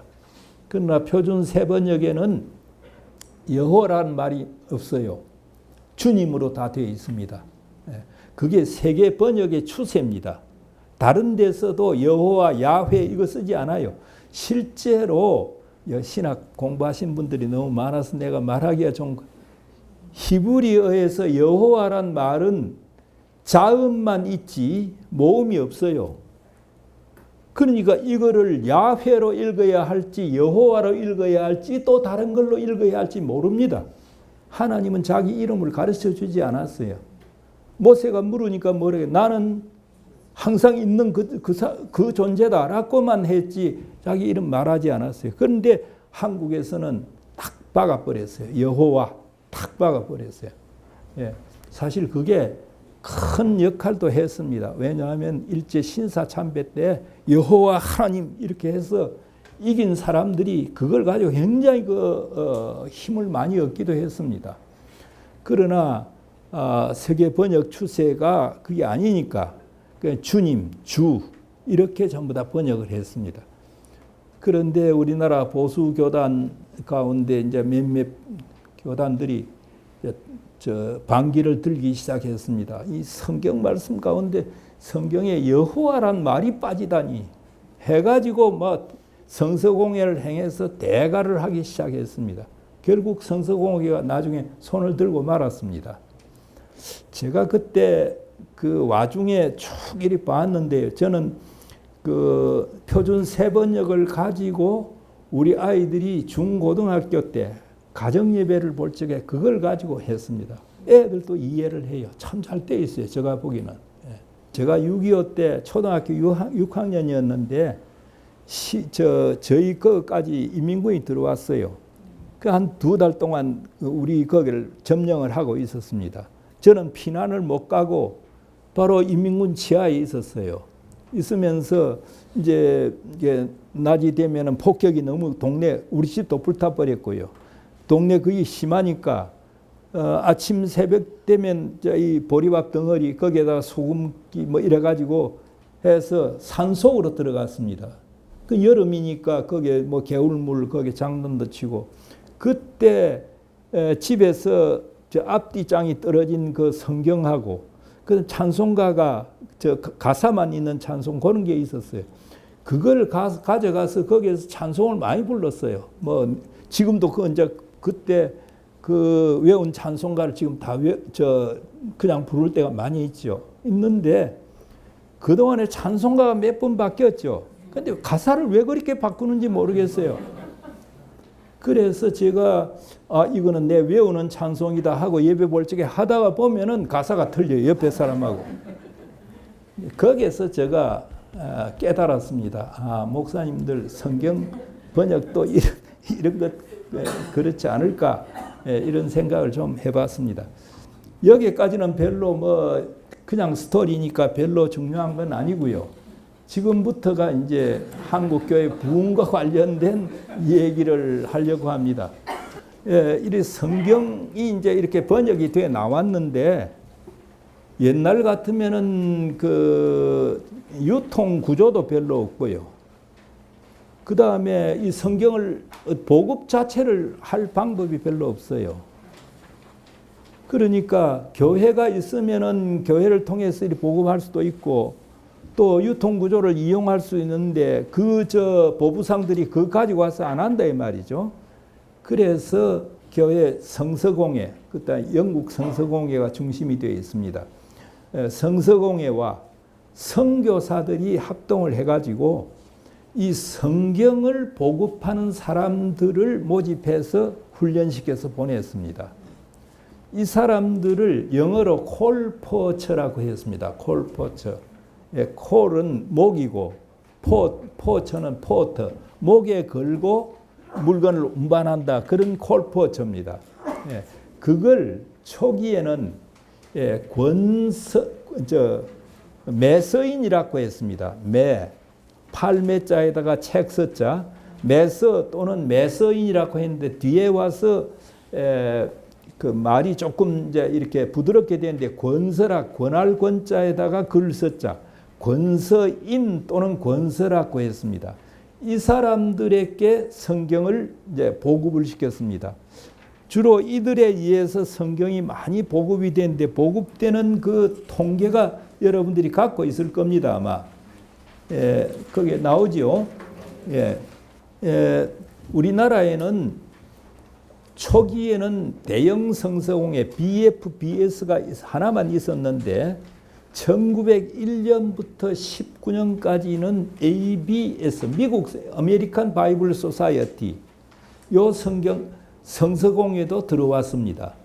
그러니까 19년간 활동하다가 그때 가서 BFBS 대형 성서공회와 미국 성서공회가 합의를 합니다.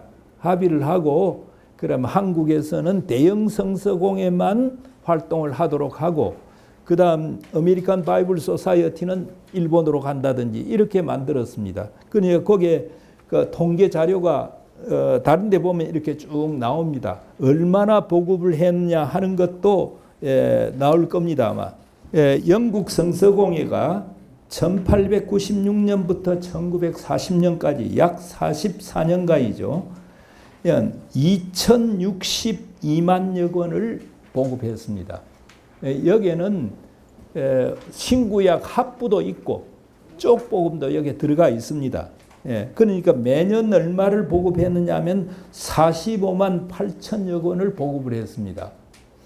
그 미국 성서공회는 아까 1901년에서 19년까지 있었다 했는데 266만 권을 보급했습니다. 그리고 매년 14만 권을 보급을 했습니다. 그래서 통계 여러분들 봐주시면 좋겠고요. 성경을 이렇게 보급한 사람들을 권서라고 했는데 이 권서들은 이 보찜이나 그 다음에 등찜 이걸 해가지고 한번 출발하면은 이제 뒤에 가면은 자전거도 주어가지고 그걸 하도록 했는데 그럴 경우에는 매일 집에서 출근해가지고 서울 교회 다니다가 돌아오기도 했습니다만은 대부분의 권서들은 자기가 맡은 구역이 있습니다. 한 군 또는 두 군을 맡아요. 맡아가지고 출발하면은 열흘 내지 많으면 한 달 동안을 돌아다닙니다. 돌아다니는데 그들은 그러니까 미투리도 몇 개를 만들어 가지고 가고 옷도 그러니까 여벌을 준비해 가지고 그렇게 떠났습니다. 떠나 가지고 성경을 이제 한번 돌고 그 다음에 집에 와서 좀 쉬었다가 다시 돌고 이렇게 하는데 그 보급을 하고 난 뒤에 그 사람들이 그동안에 읽어보고 이게 뭐냐 이렇게 물으면은 그 머물러 가지고 성경을 가르치는 역할도 했습니다. 가르치다가 그 동네 사람들이 며칠 그러면 모여서 오늘 저녁에 여기 자면서 좀 가르쳐 달라 이렇게 하면 조그만 모임들이 생기게 돼요. 그 모임들이 발전한 것이 시골의 교회들입니다. 거기에는 보면은 시골 교회 보면 어느 선교사가 와서 뭐 했다 주로 그렇게 되어 있는데 그런 권서들을 통해서 그런 모임을 만들고 이제 세례는 자기들이 지을 수가 없으니까 목사가 아니고 하니까 그러니까 자기 근처 도시까지 와 있는 선교사를 불러가지고 그 다음에 여기에 이분들에게 그 세례를 주도록 하고 조그만 모임을 갖게 되었습니다. 모임을 가질 적에 한국인으로서 선교사를 돕는 사람들은 크게 두 부류가 있습니다. 하나는 그 지역에 그러니까 그 지역에 모임이 있으면 모임의 리더를 세웁니다. 리더를 우리말로 뭐라고 번역했느냐 하면 영수라고 해서 수령이 아니고 영수라고 했습니다. 우리 어릴 때만 해도 시골의 장로 외에 영수라는 그것이 있었습니다. 장로가 아니고 영수가 있었어요. 그리고 자기를 도우면서 그러니까 사무도 보고 그리고 가끔 설교 원고도 작성해 주고 이런 분이 또 가까이 있었습니다. 이제 서기택이죠. 이 사람들을 헬퍼라고 했습니다. 헬퍼는 우리말로 번역하면 뭐가 되겠습니까? 조사예요. 근데 우리나라에서는 그 좋은 이름들 영수는 물론 장로가 주로 다투했습니다만은 헬퍼 조사를 어릴 때만 하더라도 우리가 이조사, 김조사 다 이렇게 했거든요.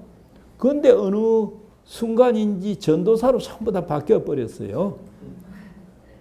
그런데 전도사를 영어로 번역하면 뭐가 됩니까? 에반젤리스트는 목사님도 돼요. 그러니까 영어나 이렇게 번역을 할 수 없는 말이에요. 전도사란 말을. 그러니까 원래는 헬퍼다. 사물을 보고 선교사 떠나고 나면은 자기가 설교도 하고 했던 헬퍼. 지금도 부목사님이나 이런 분들 헬퍼적인 그런 역할이 많은 거 아니에요. 이제 목사님 경우에는 이제 목사라 하더라도 전도사인 경우에는 그냥 조사라고 이렇게 해두는 게 낫지 않을까 이런 생각이 듭니다. 하여튼 그렇게 돼 있었습니다. 여하튼 이런 권서들의 역할을 지금 제가 이 얘기를 하고 있는데요.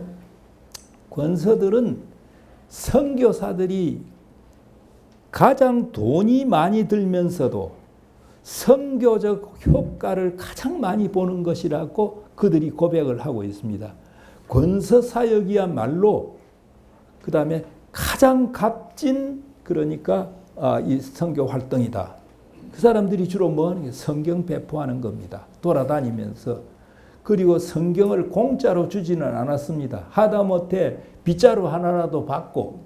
왜냐하면 공짜로 주면은 어떻게? 공짜로 주면은 이 공짜는 별로 하지 않습니까? 그렇게 하기 때문에 공짜는 주지를 않았습니다. 그리고 이 권서들은 어떤 때는 그 성경을 달달 외웠습니다. 외웠기 때문에 그 사람들이 성경에 관해서 이렇게 질문을 하면은 그저 이렇게 잘해줬습니다. 그 권서 가운데 뒤에 장로로 된 분들도 있지만은 뒤에 신학 공부해가지고 그 다음에 목사로 이렇게 된 분들이 굉장히 많아요. 그 대표적인 분 가운데 한 두 사람을 든다면은 고신파의 이 신사참배 반대 투쟁을 오랫동안 하다가 평양 감옥에 갇혔다가 나온, 그리고 고신파가 분리되었을 적에 노회장을 했던 주남선이라고 하는 분이 있습니다. 원래 이름은 주남고라고 했는데 이분은 그러니까 그 권서 출신이에요. 권서 출신이고 또 여러분들이 기억할지 모르겠습니다만은 최권릉 목사라고 들어봤습니까? 그분의 본명이 뭐죠? 최봉석. 최봉석 목사도 권서 출신입니다. 그런 분들이 많아요. 그런 분들이. 그러니까 성경을 달달 외우듯이 하는 사람들이 많아요. 최봉석 목사는 굉장히 에피소드가 많은 분이죠. 1920년대 주로 활동을 많이 했는데 19년에 3.1운동이 일어나고 난 뒤에 한국 기독교인들이 많이 갇히고 이런 상황에서 현실 참여보다는 오히려 20년대 가면은 저 미래 하늘나라를 바라보는 그 신앙이 아주 특출하게 더 강해집니다. 그래서 그 분위기 속에서 이 최권릉 목사는 예수 천당, 전도의 요지가 그 두 마디예요. 예수 천당. 근데 성령께서 역사하니까 그때 100개 이상의 교회를 세웠습니다. 최봉석 목사가 4개 정도의 학교를 세운 사람이에요. 예수 천당 그거 가지고 아주 능력 있는 그런 분이었습니다. 그 밖에도 이 권서 출신의 아주 능력 있는 분들이 굉장히 많아요. 그러니까 우리가 지금까지 한국 교회에서 권서를 너무 무시했습니다. 무시가 아니라 몰랐지요. 몰랐는데 사실 이 권서 역할이 굉장히 컸다는 거. 한국 교회 그러니까 초대교회 성장의 주역을 맡은 분들이 권서였다라고 하는 것입니다. 실제 성경 배포도 보더라도 대형 성서공회에서는 60%가 성서 반포의 60%가 그 권서들이 다 담당을 했다는 거예요. 그다음 아메리칸 바이블 소사 ABS 그러니까 미국 성서공회에서는 98%가 물론 19년밖에는 없어요. 98%가 이 성서 보급의 역할을 했다는 거예요.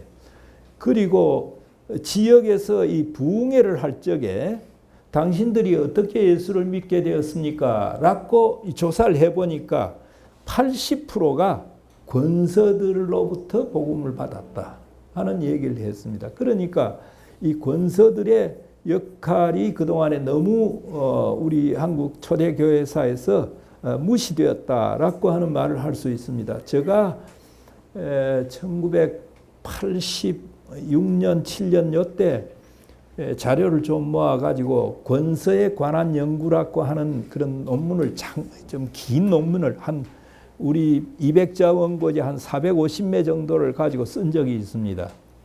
그때 정말 연구실에서 밤늦게까지 하면서 이 권서들의 그걸 보면서 어떤 때는 눈물이 나고 그렇게 했던 적이 있어요.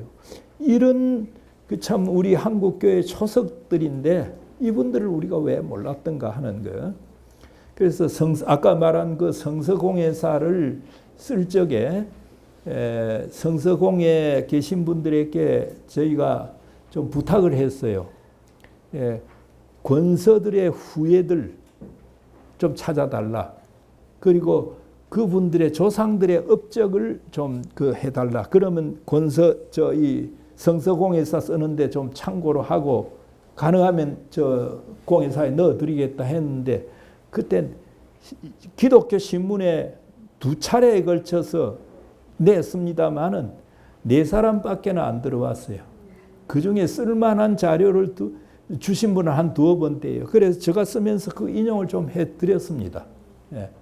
그 후손들이 자기 그 아버지 할아버지에 관해서 쓴 거 제가 거기에다가 인용을 해주고 그렇게 했는데 이 권서들에 대한 연구가 좀 있어야 된다는 것을 말씀드리겠습니다. 여하튼 이 권서를 통해 그 권서에 대한 평가를 보면은 여러 평가들이 있습니다. 가장 중요한 평가 가운데는 선교사들이 이 권서들은 이 군대로 치려면은 공병대와 같은 역할을 하는 사람이다. 수색대와 같은 역할을 하는 분들이다. 수색대는 싸움하기 전에 저 앞에 나가서 적진이 지금 어떻게 되어 있는가 그거 지금 보고 싸움을 하도록 그 수색대 아닙니까?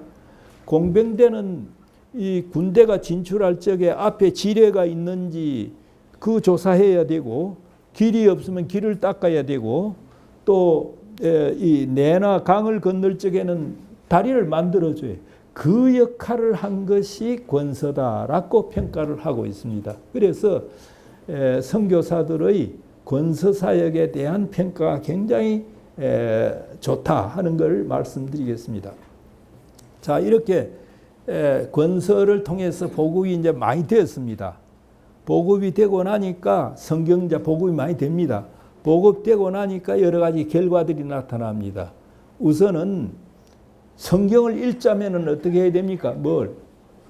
한글 공부가 필요하죠. 한글 공부를 하기 시작합니다. 교회에서 오전에 그냥 예배 보고 오후에는 가게와 거기에부터 시작해서 가르칩니다. 성경에도 앞뒤장에 보면은 옛날 우리 어릴 적에 셀로이드 판에 그 한글 배우기 위해서 가갸 거겨 이런 거 다 써가지고 주었거든요. 그런 판을 성경 앞뒤에다가 주어가지고 한글을 읽도록 배우도록 했습니다. 여하튼 한글을 배우기 시작했습니다. 배우니까 어떻게 됩니까? 성경도 읽지만은 그 다음에 다른 신문이나 책도 그래서 예수 믿는 사람들이 계명을 했다 하는 것은 이런 이 한글 깨우친 것하고 밀접한 관계가 있습니다. 자료들을 보면 참 재미있는 자료들이 많습니다. 가령 그 그러니까 해주의 어느 여선교사님이 그 사경을 하러 갔는데 그 사람들 가운데 처음에는 전부 다 무식했지만은 모인 60여 명 여성들이죠. 60여 명 지금 다 국문을 깨우쳐가지고 지금 다 읽고 있다. 이런 표시라든지 강화도에 선교하러 갔는데 가서 이 부녀자들을 모아가지고 뭘 좀 가르치려고 했어요. 그런데 그 부녀자들이 오라 그래도 오질 않아요. 비실비실 패해요. 근데 왜 그런가 하고 있다가 그 다음 해 가서 그분들에게 와서 같이 합시다 하니까 때 묻고 찢어진 그러니까 때가 묻고 옛날에는 종이가 핀 거 있지 않습니까? 핀 그런 성경을 들고 즐겁게 그 모임에 오더라. 이런 표현이라든지 이런 거는 다 국문을 깨치게 되면서 나타난 현상이에요. 그 다음 국문을 깨쳐서 성경을 읽게 되니까 그전에는 뭡니까? 듣기만 했죠. 설교를 전부 다 듣기만 했죠. 그 뭐 선교사들 그 잘 발음도 이상한 그런 것도 다 듣기만 했는데 성경을 읽다 보니까 이거 동정녀 마리아가 아기를 낳았다. 이 도대체 어떻게 된 거냐? 예를 들어서 말이죠. 그러니까 이런 현상들이 많은 거예요. 질문이 많을 수밖에 없어요. 질문이 많으니까 결국 무슨 요구를 하겠습니까? 성경 공부시켜 주시오. 성경 공부시켜 주시오. 그 성경 공부가 뭐냐면 사경회입니다. 사는 조사한다는 사자고 경자는 글경자 성경입니다. 성경을 조사하는 성경을 연구하는 모임이 사경회입니다. 지금 청년단체나 교회에서 사경회 한다 하면서 강연에 주로 하는 걸 사경회인 줄 아는데 그거 전혀 다릅니다. 그러다가 낮에는 글이 보이니까 이 성경을 읽을 수 있지 않습니까? 그러니까 성경을 읽을 수 있는데 밤에는 이 전기불도 없고 호롱불 가지고 그거 보이질 않거든요. 그러니까 밤에는 뭐 합니까? 밤에는 찬송 부르고 기도하고 설교 듣고 그리고 나중에는 간증하고 낮에는 뭐예요? 낮에는 성경 공부하는 거예요. 그래서 저녁에는 부흥회, 낮에는 사경회, 부흥사경회가 그렇게 해서 나오게 되었습니다. 자, 이런 사경회에 대한 평가들이 굉장히 많습니다. 한국 교회가 성장하게 된 중요한 원인이 뭐냐? 성경 공부를 한 데 있다. 그 평가들이 여러분들 갖고 있는 거기에 뒤에 가면 들어 나올 겁니다. 이 사경회를 통해서 많은 것을 이제 하게 되는데 제가 좀 몇 개만 좀 한글 운동 같은 거는 지우고요. 우선 1908년에 보면은 미 북장로교 선교구역 우리나라에 선교사를 파송한 중요한 교단이 6개입니다. 장로교는 미 북장로교, 미 남장로교, 카나다 장로교, 호주 장로교. 그게 다 선교 지역이 다 다릅니다. 그냥 감리교는 미 북감리교, 그냥 이 미감리회라고도 합니다. 미 남감리교, 이제 이 두 개. 그래서 6개 교단이 있습니다. 6개 교단이 처음에는 독자적으로 다 해왔는데 그 북장로교의 경우는 1908년에 선교구역에서 800여 회의 사경회가 있고 거기에 참석하는 사람들이 5만여 명의 신자들이 몰렸다고 되어 있어요. 그리고 이 무렵에는 신자들의 60%가 이 매년 사경회에 참석한다고 그렇게 되어 있습니다. 그 자세한 건 여러분들께서 조금 그리고 1903년, 1907년 그러니까 1903년은 원산 부흥회, 1907년 평양 대부흥회, 1909년에 100만 명 구령운동 이것이 이런 부흥회 운동을 통해서 이루어졌다는 것을 말씀드리겠습니다. 자, 부흥회 사례를 몇 개 제가 말씀드리겠습니다. 첫째는 1901년에 평양에서 하는 사경회, 여성들 사경회가 있었습니다. 사경회는 주로 농한기, 겨울에 합니다. 겨울에. 그래서 열흘 내지 2주 정도 그래 하거든요. 겨울이니까 준비할 게 많지 않습니까? 그러니까 옷도 두툼하게 입어야 되고 그다음 먹을 거 나중에 덮을 것까지 가져와야 되거든요. 그래서 사경에 참석하는 여성들 보면은 위에 이고 등에 지고 이렇게 왔습니다. 평양에서 사경회를 하는데 압록강변의 삭주 창성 지방에서 참석을 했다. 300리 떨어졌다 그래요. 그런데 북한이 그때쯤 되면 전부 다 눈이 와서 눈이 덮입니다. 그럼 재를 수십 개를 넘어야 되는데 눈 때문에 길은 보이지 않는데 그걸 다 헤치고 여성들이 와서 사경회에 참석했습니다. 사경회에 참석하면은 그냥 듣기만 하고 가는 게 아니라 필기를 해가지고 본교회에 와서 또 가르쳤습니다. 예, 이런 것까지 했습니다. 그 다음 해에 1902년에는 역시 난 그대라면 사나이 사경회가 있었습니다. 평양에서. 예, 남자들 사경회죠. 예, 사나이 사경회가 있었는데 400여 명이 모였습니다. 북쪽에는 아까 말한 sak주, 창성, 신의주, 남쪽에는 황주, 해주, 서울에서 참석한 사람들도 있었습니다. 그런데 이게 제가 자료를 찾은 것이 이게 그 그리스도 신문이라고 하는 장로교 신문입니다. 거기에 보니까 이 형제들 가운데는 지금 400여 명 모인 이 형제들 가운데는 목포 무안지방에서 참석한 형제들도 있더라. 제가 이거를 연세대학교에 있는 어느 그 고문서실에서 이 신문 읽으면서 그때는 복사가 안 돼서 전부 다 썼습니다. 쓰면서 정말 눈물 콧물이 흘러졌습니다. 우리에게 복음을 전수시켜준 이런 분들이 평양에서 사경회를 하는데 목포 무안지방에서 참석한 형제들이다. 1902년 인천에서 목포까지 기선이 있었습니다. 그걸 이용했는지는 모르겠습니다. 그리고 제가 확인한 바로는 거기에서 진남포까지는 제가 확인을 못했습니다. 인천에서 진남포까지는. 여하튼 그건 또 어떻게 갔는지 모르겠는데 1902년에 그렇게 했습니다. 그리고 또 하나 거기에 보면은 1909년 10월 1909년에 열흘간의 성경 공부에 쌀자루를 이고 300마일을 온 자매들이 있다고 되어 있습니다. 300마일. 그리고 다른 자매들은 거기에다가 아이까지 얻고 왔다고 되어 있어요.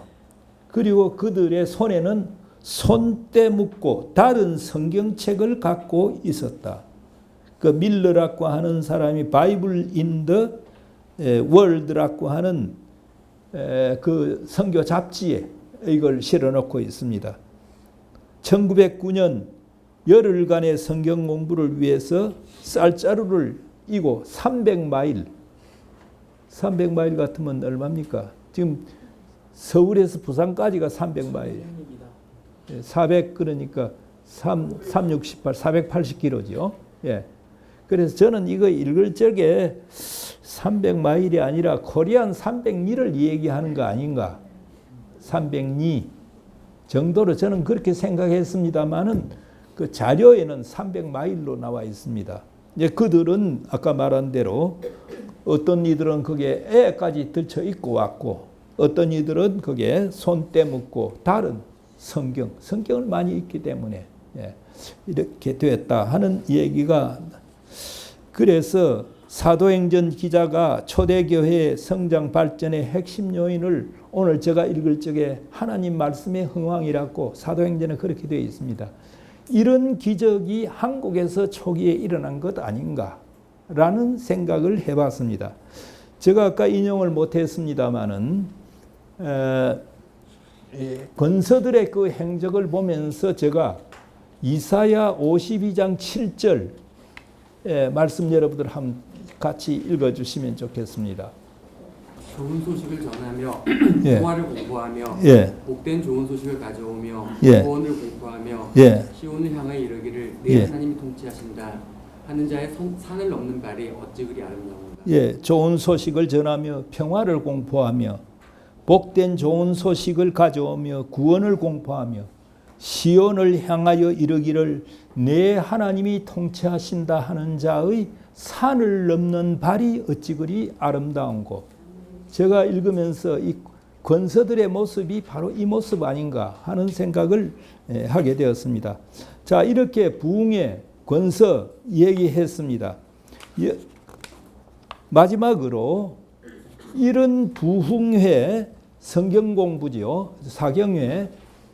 이게 한국 교회의 성장에 결정적인 역할을 했다는 선교사들의 증언들이 있습니다. 맨 뒤에 거기에 나오죠. 세 개를 제가 예를 들었습니다. 하나는 마포 삼열 선교사 예를 들었습니다. 누구 한번 읽어보시겠습니까? 물론 성경 그 자체가 모든 나라에서와 마찬가지로 복음화에서 가장 두드러진 요소이다. 그러나 한국의 성경은 좀 독특한 위치를 차지해온 것이 분명하다. 성경 공부와 성경 공부하는 한국 교회의 발전에서 가장 독특하고 가장 중요한 요소이다. 그것들 속에서 신앙과 지식의 기초를 놓아왔다. 예, 마펫이 결국 성경 공부가 한국 교회를 성장시킨 중요한 요인이다라고 얘기를 했습니다. 그 다음에 두 번째로 이 NBSS 스코틀랜드 성서공회 그러니까에서 나온 애뉴얼 리포트 연례 보고서입니다. 그게 1917년 보고서인데 누가 한번 읽어보십시오. 성경은 한국에서 제일 공부가 많이 되는 책이다.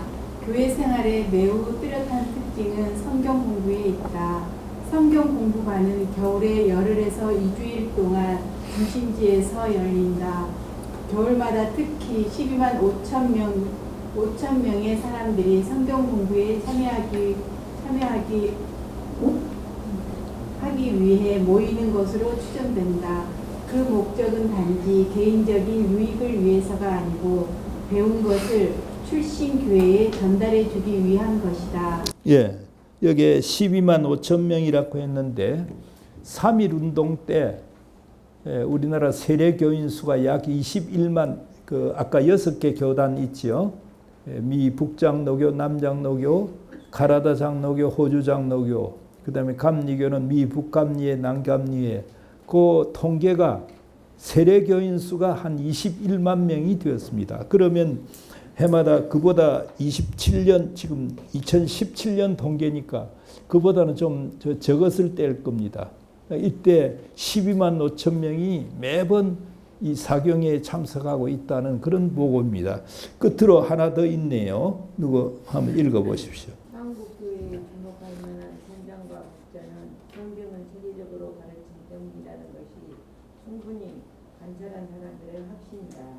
예, 충분히 관찰한 사람들의 확신이다라고 했습니다.